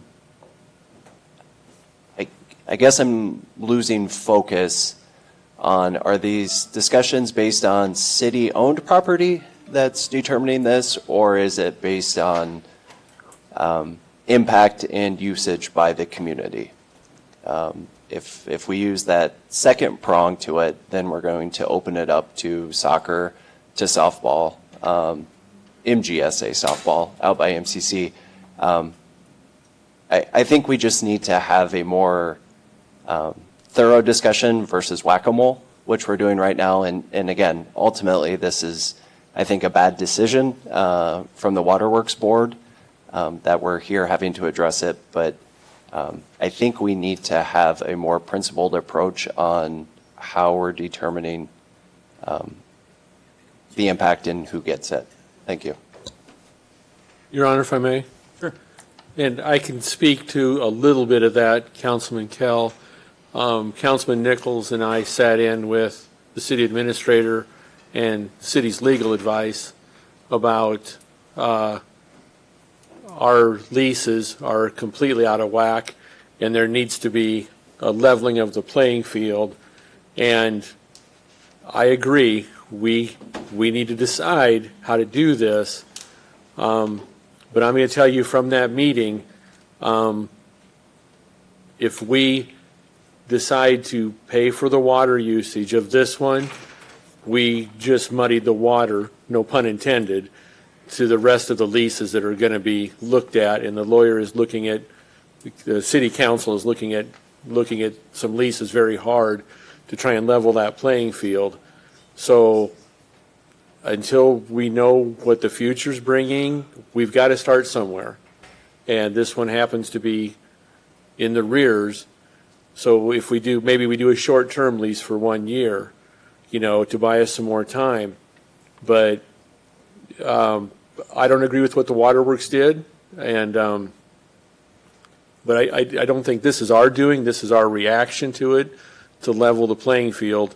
And I personally don't see a way out of this to not require the MFL to pay for the water usage based on the knowledge from that meeting. So that's where I stand. And just knowing too much about all the leases. So I wish everybody could get free water, get a dollar lease, because it does bring economic impact into the city. And my kids I played Little League like you did. My kids played the youth sports, MGSA and MFL and everything else. So I understand it. It's just, we got to figure out a way to level it for all the leases. So moving forward. So that's where I'm at. Thank you, Your Honor. Thank you. Anyone else up there? Public comment? Sure. Okay. Monty Eaton, 2460 Reed Avenue. To answer your question, when MFL was established, it was established in 1972. It was asked to relocate when the city of Marshalltown wanted to build the 6th Street softball complex where it is now. The old MFL fields, or the original MFL fields, would be on the east and center diamonds. 1978, they asked MFL to relocate, and they said fine. MFL, when it was established, it was $1 a year lease, 99-year lease. Nobody can find that one. I've FOIA requested it. The last lease that they could provide was from 2015 that was signed. That was a 3-year lease. So for 10 years, MFL hasn't had a lease. Since 1972, the city has paid for the water. Nothing has changed since then. The water department's operated the same way. The city's operated the same way. So the question about the water, I'm not sure why the water department decided to start billing when they did, but they did. And the city council can give the water department board direction on which way they think it should go, and give the water department the opportunity. I still have to go to one of their meetings once all this gets ironed out. The lease agreement that was voted in has lease terms that don't apply. So I'm not sure how you want to handle that if you vote to move forward. The lease basically contains terminology that isn't there. There's no more gravel parking lot. We're not forced to maintain the asphalt parking lot. The city uses that area for its snow storage now, so there's going to be a whole lot more degradation to that asphalt parking lot over time from the city. If it's a question about the youth sports, I've coached them all. Little League, I coached probably 8 years. Sons, brother-in-laws and such, I coached MFL for years. Girls soccer, girls softball, boys soccer. The girls softball is located at the college. I'd have to talk to the board members and see how their water bill's handled. I don't know whether that comes directly from the college or whether they have a separate water meter that they get billed from the city. The soccer fields are on the Emerson complex. I'm not sure how that water bill's handled either. I'd have to talk to that board to see who funds that point. I understand the city's point. You all also have to look at the tourism that MFL brings into town. There's, 200 to 300 kids every year. That's about 8, 9, 10,000 visitors in our 6-week season. 80 to 90% of those visitors are from outside Marshalltown. So there should be tourism dollars in there. I sent out an email on March 10th to all the councilmen saying if the city wants to hold true and bill us for water, then I'd like to request $50,000 a year for the next 3 years for MFL from the tourism dollars that come into Marshalltown. They're required to be spent on park and recreations and tourism. There's nothing better than youth athletics. So if anybody's got any questions, I can answer them for you. Your Honor? Yep. Mr. Eaton, just because you noted you did start this discussion a couple months ago via email to us, counselors as a whole, are you representing the MFL board in this? Yes. Okay, thank you.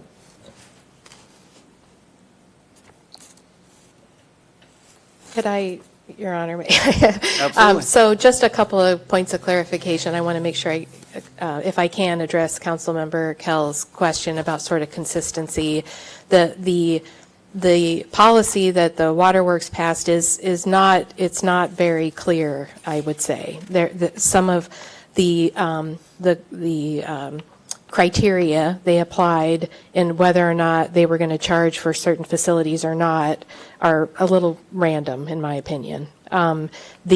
The reason that they are charging us for the fields is because they say we lease the fields out. Although we only lease them for $1, which I was quick to point out but essentially saying this isn't for the general public, it's a leased facility that the city earns revenue from. So that's why they chose to charge us for water for the 6th Street complex. There are other city facilities that they're not charging us for that serve the general public, essentially. So that, and then I would also say that in the lease agreements that I have reviewed as part of this larger discussion, that for the most part we pass on all of the utilities to the lessee. This one, we always passed on the other utilities. We did not pass on water. I don't think we did wastewater or stormwater either because the city was not charged for water at that time. Now the city actually receives a bill for water use at the 6th Street complex, which was not true in the past. That's what has changed, actually. And so knowing this, our former Parks and Rec director, knowing this was coming up for review, included that charging for the water use in the new lease agreement. Now, I do recognize there are some other things that aren't related to water that need to be adjusted in this lease agreement that council did sign, so we can bring back another agreement with those corrections for council to approve, knowing that their board would approve it also. But the main issue for this discussion is whether or not we pass on the water usage fees.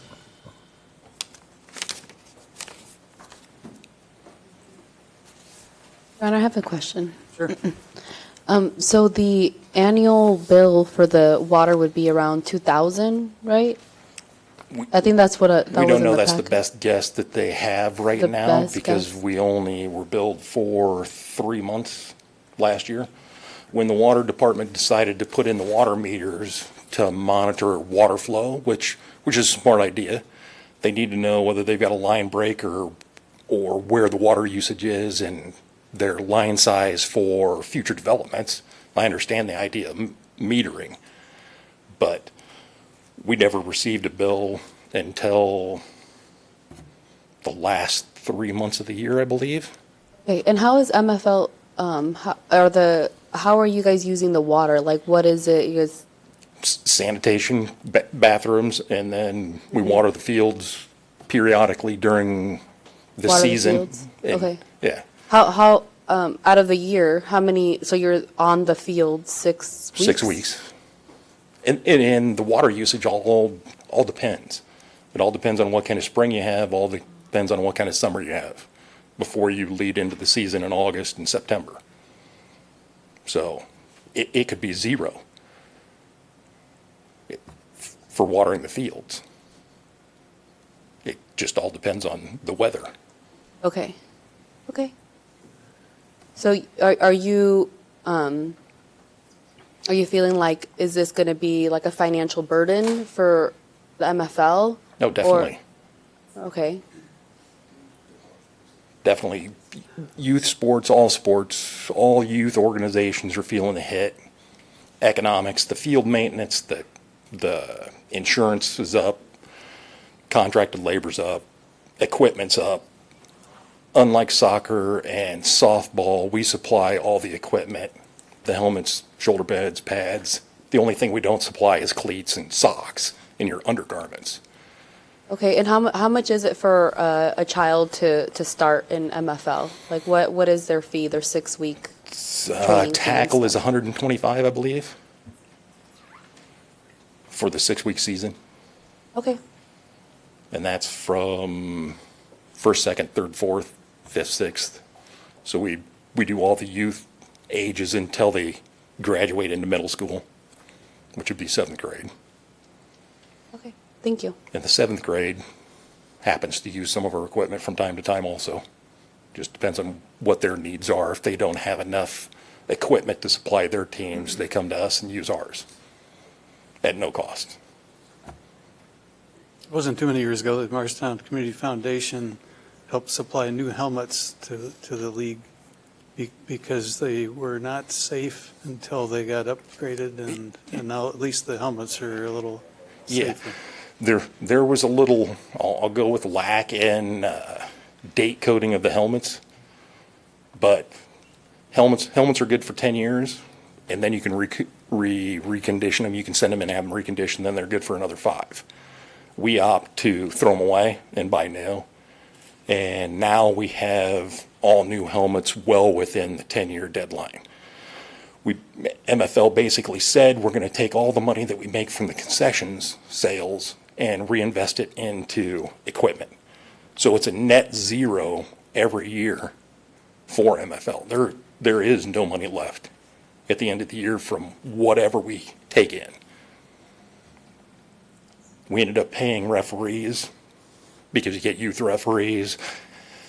We used to self-referee. The coaches behind you would have to ref your games ahead of you. That never works out really good. Been there, done that. Yeah. Mm-hmm. Not a happy spot. Your Honor, if I may? You may. Carol, would it be a possibility that the water department put a separate meter in out there and monitor the water that's actually used on the field versus what's used in the toilets? I'm not sure if it's metered separately now or not. It isn't metered separately, and yes, they can put one in there. The only thing that the separate metering does is do away with the sewer fee. That's the big charge of the bill. In the stormwater fee. The city's already agreed to waive the sewer and stormwater fee. So the only thing we're dealing with is the water fee right now. Okay. Got another public member who wants to talk. I am Walter Anderson, 1211 Glenwood Terrace. I'm the president of the Marshtown Football League. Biggest concern comes the late August month when we're irrigating. Now we got a new expense is the conditions of the field. If we don't irrigate it, the field will be concrete and will be unsafe for the children to play on. And I don't want to keep moving with that mindset forward. We have been operating red the last 3 years due to all the extra expenses that we've had. Insurance has gone up, equipment costs has gone up. We've had referees have gone up, trainers' expenses have gone up. And next step is increase registration, which we have done this year. And in the last 2 years, we keep increasing, and we see less kids going out. Families can't afford it. And what are the youth doing now if they're not in sports? To me, sports is keeping kids entertained, moving forward, keeping them off the streets doing dumb stuff. It's keeping them moving forward so they can learn teamwork, responsibility. And it was proven that student athletes are better in school. They move on to better careers. So as a community, we need help. That's all we're asking. Any questions? Oh, but good information. Thank you. Thank you. Well, I'm up here a lot tonight. Jim Shaw, 522 North 2nd Street. So first I hear that everybody's not on a level playing field. I agree with you. We should get there. Then the thing with the water, you say you wish the water department hadn't raised how much it was. You say that. You say that. He said, who's in charge of this guy? Somebody's his boss. Pull a Trump. Fire him. I mean, if he's not doing what you want, move him out and put a guy in the will. So just to be clear, this decision was made by the board for the waterworks, waterworks board. It wasn't just the manager. It was Fire the them. Board of the waterworks. I mean, we got wholesale firing going on all over the country. So you can say, well, you can't do that. Well, yeah, you can. Thanks. I have an idea how hard it is to recruit people to be the volunteers for those boards, but that's just part of the job I'm going to be glad to release at the end of the year. Dave Grieve, 128 and a half East Main. Like I said, I don't understand the coordination of, we have a one entity water supply that runs their own board, makes their own decisions with no control. And I saw in the budget that we actually sold and bought a new pickup truck for the water department. Well, if they're their own entity, why do we give them a truck? Maybe we should charge them for the truck and we pay for the water for the kids. So I can't understand these budgets. Who owns what, who goes where?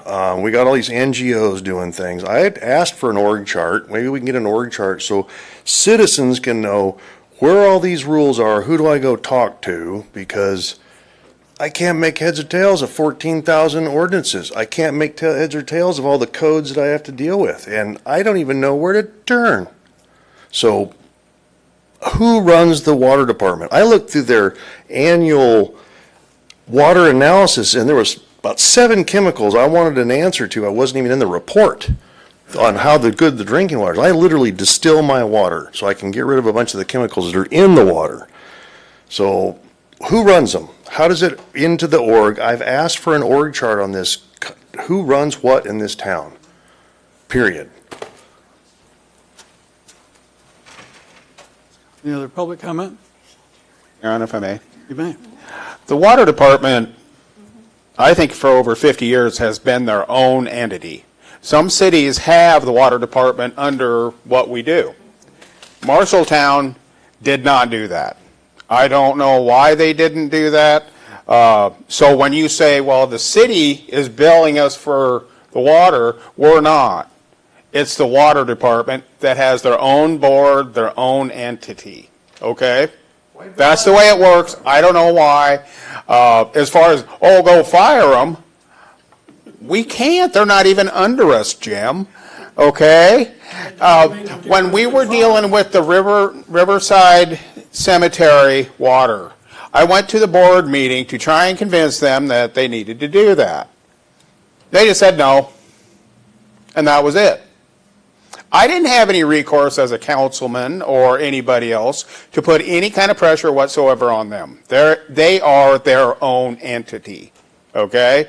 The city does not have, we can't put pressure on them or go tell them to go do something. That doesn't even make sense. It just doesn't even make sense. And change it. You buy them a truck. Holy crap, that doesn't even make sense. Yeah, I'm going to quit one more time, but we have too many people coming back more than one time on the same topic. So. It's my discretion, that's the rule on that. And don't talk from the back of the room, please. So Go ahead, so that everybody can hear you and your microphone. So the city council and the mayor appoint the water department board members. Correct. Just so you know. That is right. Okay, I just wanted to make sure everybody knew. And they hired the director. And then their board runs the water department the way they see fit. So. Exactly. Okay. I just wanted to clarify that for everybody. Yep. It's a lot like the library. So, Your Honor, I'm still looking for direction on whether or not council wants to bill the league for their water usage. Probably time to ask if anybody wants to move to go one direction or the other. Your Honor, I'd move that, as outlined in the memo, the city put the bill through the Park and Recs Department in their budget, and Park and Recs monitors the water application and usage. Is there a second to that? I'll second. All right. We've had enough discussion. Let's call the roll. Bodyhoff, No. Mitchell, No. Nichols, No. Schneider, Yes. Thompson, Unfortunately, no. Fonseca? Yes. Pell? No. Anybody else want to take a stab at it?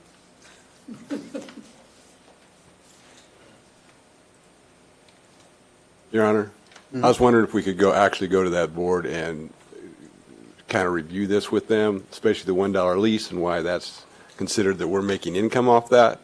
I think that's a decision that needs to be revisited. You mean with the Waterworks Board? Well, okay. Board. Your Honor, I have a question for the president of MFL.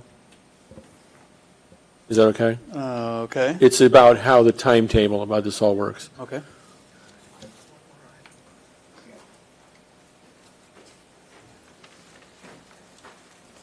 If we go to the board and we try and hash this out with the Waterworks Board, so if we fail and whatever decision we make, let's say worst case scenario for you is we have to pass on the water bill to you. When is your registration for the season? Because obviously you're going to have to change your rates again to compensate for that water bill. So what's your drop dead date to get everything printed and everything out there to the public? Registration is already open. We did increase just in case we did get the water bill this year, but it's not enough. We have I just got a quote for helmets.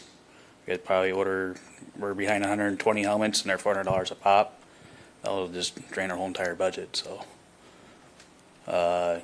but if we have to, we'll move forward and probably most likely have to pay, or we won't have an organization. Thank you. You know, And then- I like the idea of having a master plan put together because we've got really good sports complexes around this town, and we know it's important to have youth active in sports. And if we've got these $1 leases for some and we don't for others, and the Waterworks is billing some and not others, we could use it. You know, we've had pretty good luck with the nuisance committee that Greg is chairing. We've had good luck with the committee, really good luck with the committee that Mike chaired for the water plaza that we're doing. We've got a pretty good committee set up for the homeless. Maybe it's time to look at a committee to figure out youth sports in town. So Carol, I'm sorry, Your Honor, if I may? Yeah. So Carol, we're running with the lease that's expired currently, right? That's correct. So we can do like we did with the gun club, we can do an administrative extension. So we have time to go to the board, we have time to do the youth study, the program study. We can, what's the time limit to extend something for? Well, I mean, we could administratively extend it for quite a while. Yeah, forever probably. So how long do you think it would take us to get to the Waterworks Board and then do a youth study? 6 months? A study, that'd probably be longer than that. It depends on how in-depth you want it to be. I mean, some of these are done with a consultant and you look at things, so you can get just a group. We've already gotten a group of people together that went out and actually, specifically the Little League field, but went out and looked at some of the issues out there and kind of talked about how we might resolve those as far as kind of just maintenance kinds of things. I think this has been a topic of discussion in my office quite a bit lately, and I think there's a desire to look at something like a larger, what's the vision of this in the community, and how do we want to, what do we want to do with youth and actually even adult recreational sports that would benefit the residents, but also serve as an economic engine for the community as well. That scope is a little bit bigger. So I think it depends on what you want to do with it. Yeah. Your Honor, along those lines, what I'd like to do, I think, is make a motion for city staff in the future. It doesn't have to be next meeting or even this summer, but bring back a proposal for a placemaking plan for all the sports complexes in town in relation to the Lynn Creek District, what grants are available outside the city.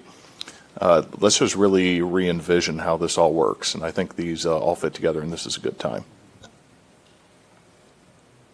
I agree with that. I think we need to get a little more comprehensive on this and not do a whack-a-mole type Yeah, approach. whack-a-mole. And then, Your Honor, with that being said, I would make a motion that we continue to pay the water bill through an extension for their lease, okay? administrative extension, and that keeps us out of trouble with legal, because we're not signing a new lease that legal's not going to like. So I'm assuming that's correct, right? Sure, yes, and I do believe, have you paid any of your water bills yet? Yes, we have. They have already paid some of the bills, and I know the Little League and I believe the Softball Association have also paid some of their own bills. So would council be wanting us to refund those, or just, are you talking about going forward? Let's stay on topic tonight. So this one, I would say refund the MFL's bills, and then we pay them during this administrative extension. That would be part of my motion, if that makes sense. Parliamentarily speaking, I think I had a motion first. I didn't hear the word second out of you, Greg. So I think we have a motion and a second on the floor, and then we can address Gary's motion. I didn't hear the second either, but if we made it, then okay, I'll need our clerk who just got certified to be a more important clerk to read it back, because I have no clue how I.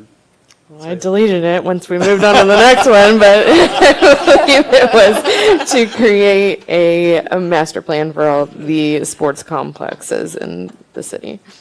Okay. Well, that's a good idea. I wish Jeff would have thought of that. All right, let's vote on that motion first. Master plan, and as I understand it, there wasn't a short time deadline on it. Okay, Lottie Hoff, Yes. Mitchell, Yes. Nichols, Schneider, Yes. Thompson, Yes. Fonseca. Yes. Cal. Yes. That doesn't foreclose another motion, though. So that did carry. Oh, I get a motion now? It's like the Oprah show. Everybody gets a motion. Motion to administratively extend the current lease with the MFL, reimburse them for what water they've paid so up to now, and then we continue to pay the water until we hash out further details. Is that confusing for you, Alicia? I'll second. Since I'm trying to retire, I'm just curious, is Oprah still on TV? Didn't know that. Sometimes. Let's call. Your Honor. Yes.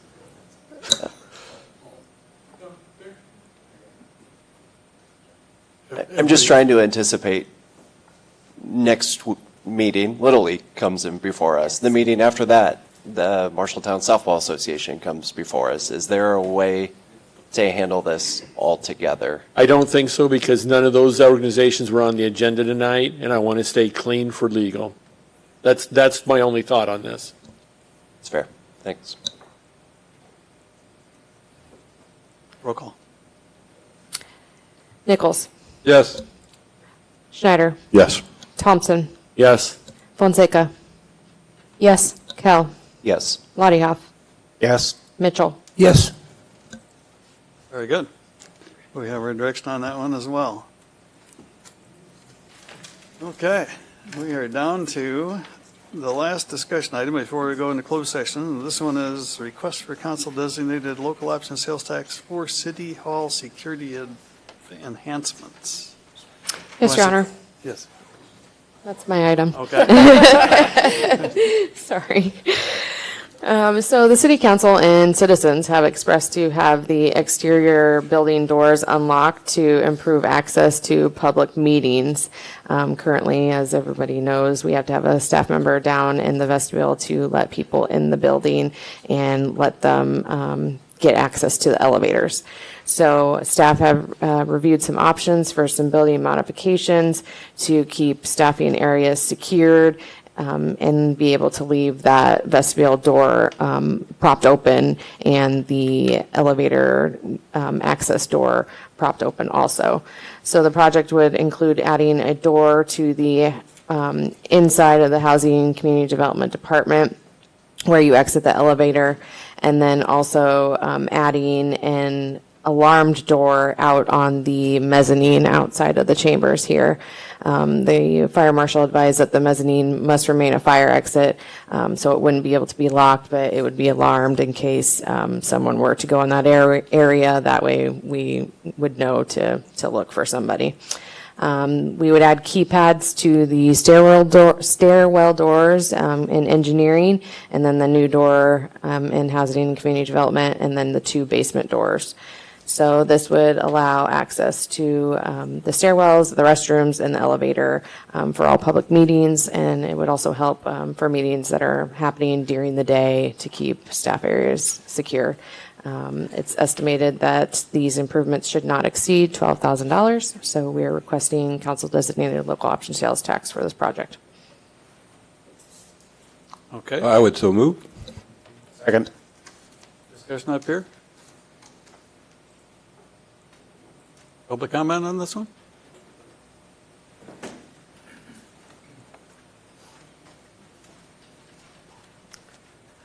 Lee Botter, 13 East South Ridge. I would like to encourage you to expand it even further, and this is for all of your safety.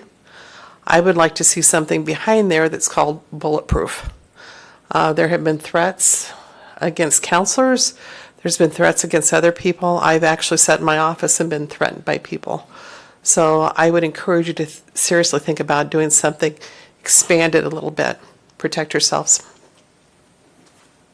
I just always felt the need to have a plastic shield up here for all the tomatoes that people might throw. Dave Grieve, 128 and a half East Main. The good news is this is the last time I'm here, so no longer a boomerang, I'm a stick.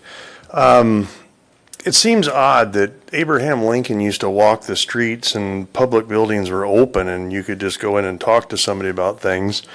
It seems to me that it's very difficult to get to any bureaucrat to get an answer on any issue a citizen might have. So I think maybe locking up the building is a showing that we do have a problem. And if your safety is in concern, it's probably the way you're treating the citizen. That's all I got to say. Anyone else? Your Honor. Yes. Linda Clark, 306 South 2nd Avenue. I remember when the City Hall was open for everybody. We could come in, we could visit, we could look at the ordinances and things, and everybody was really friendly. And I think Mr. Reeve just said something very good. We must have a problem if everyone is being so afraid to even speak with us, the citizens. And it's kind of sad to me. I remember when things were so open and everybody in this town was really friendly to everyone. And now it seems like everybody's afraid of everything. And it makes me sad. It really makes me sad. I miss the days when I felt I could come up to the City Hall and meet and talk with somebody without an appointment, without thinking that they thought that I was going to be an axe murderer or something, for heaven's sakes. This is Marshalltown. We want to be united. And I agree with Mr. Grieve. I think it's time. It's time that we shouldn't be so afraid of everything. And thank you for your time. Anybody else? Roll call. Kell? Yes. Lyhoff? Yes. Mitchell? Yes. Nichols? Yes. Schneider? Yes. Thompson? Yes. Fonseca? Yes. Carried. And that does take care of our public items, and we next have to go into a closed session. Thank you, people, for coming tonight. I have a question about this A under the closed session, the resolution approving the purchase. Can we attend that part, or is the whole thing off? Whole thing is closed. Okay, thank you. You can return when the resolution is, when we vote on the resolution.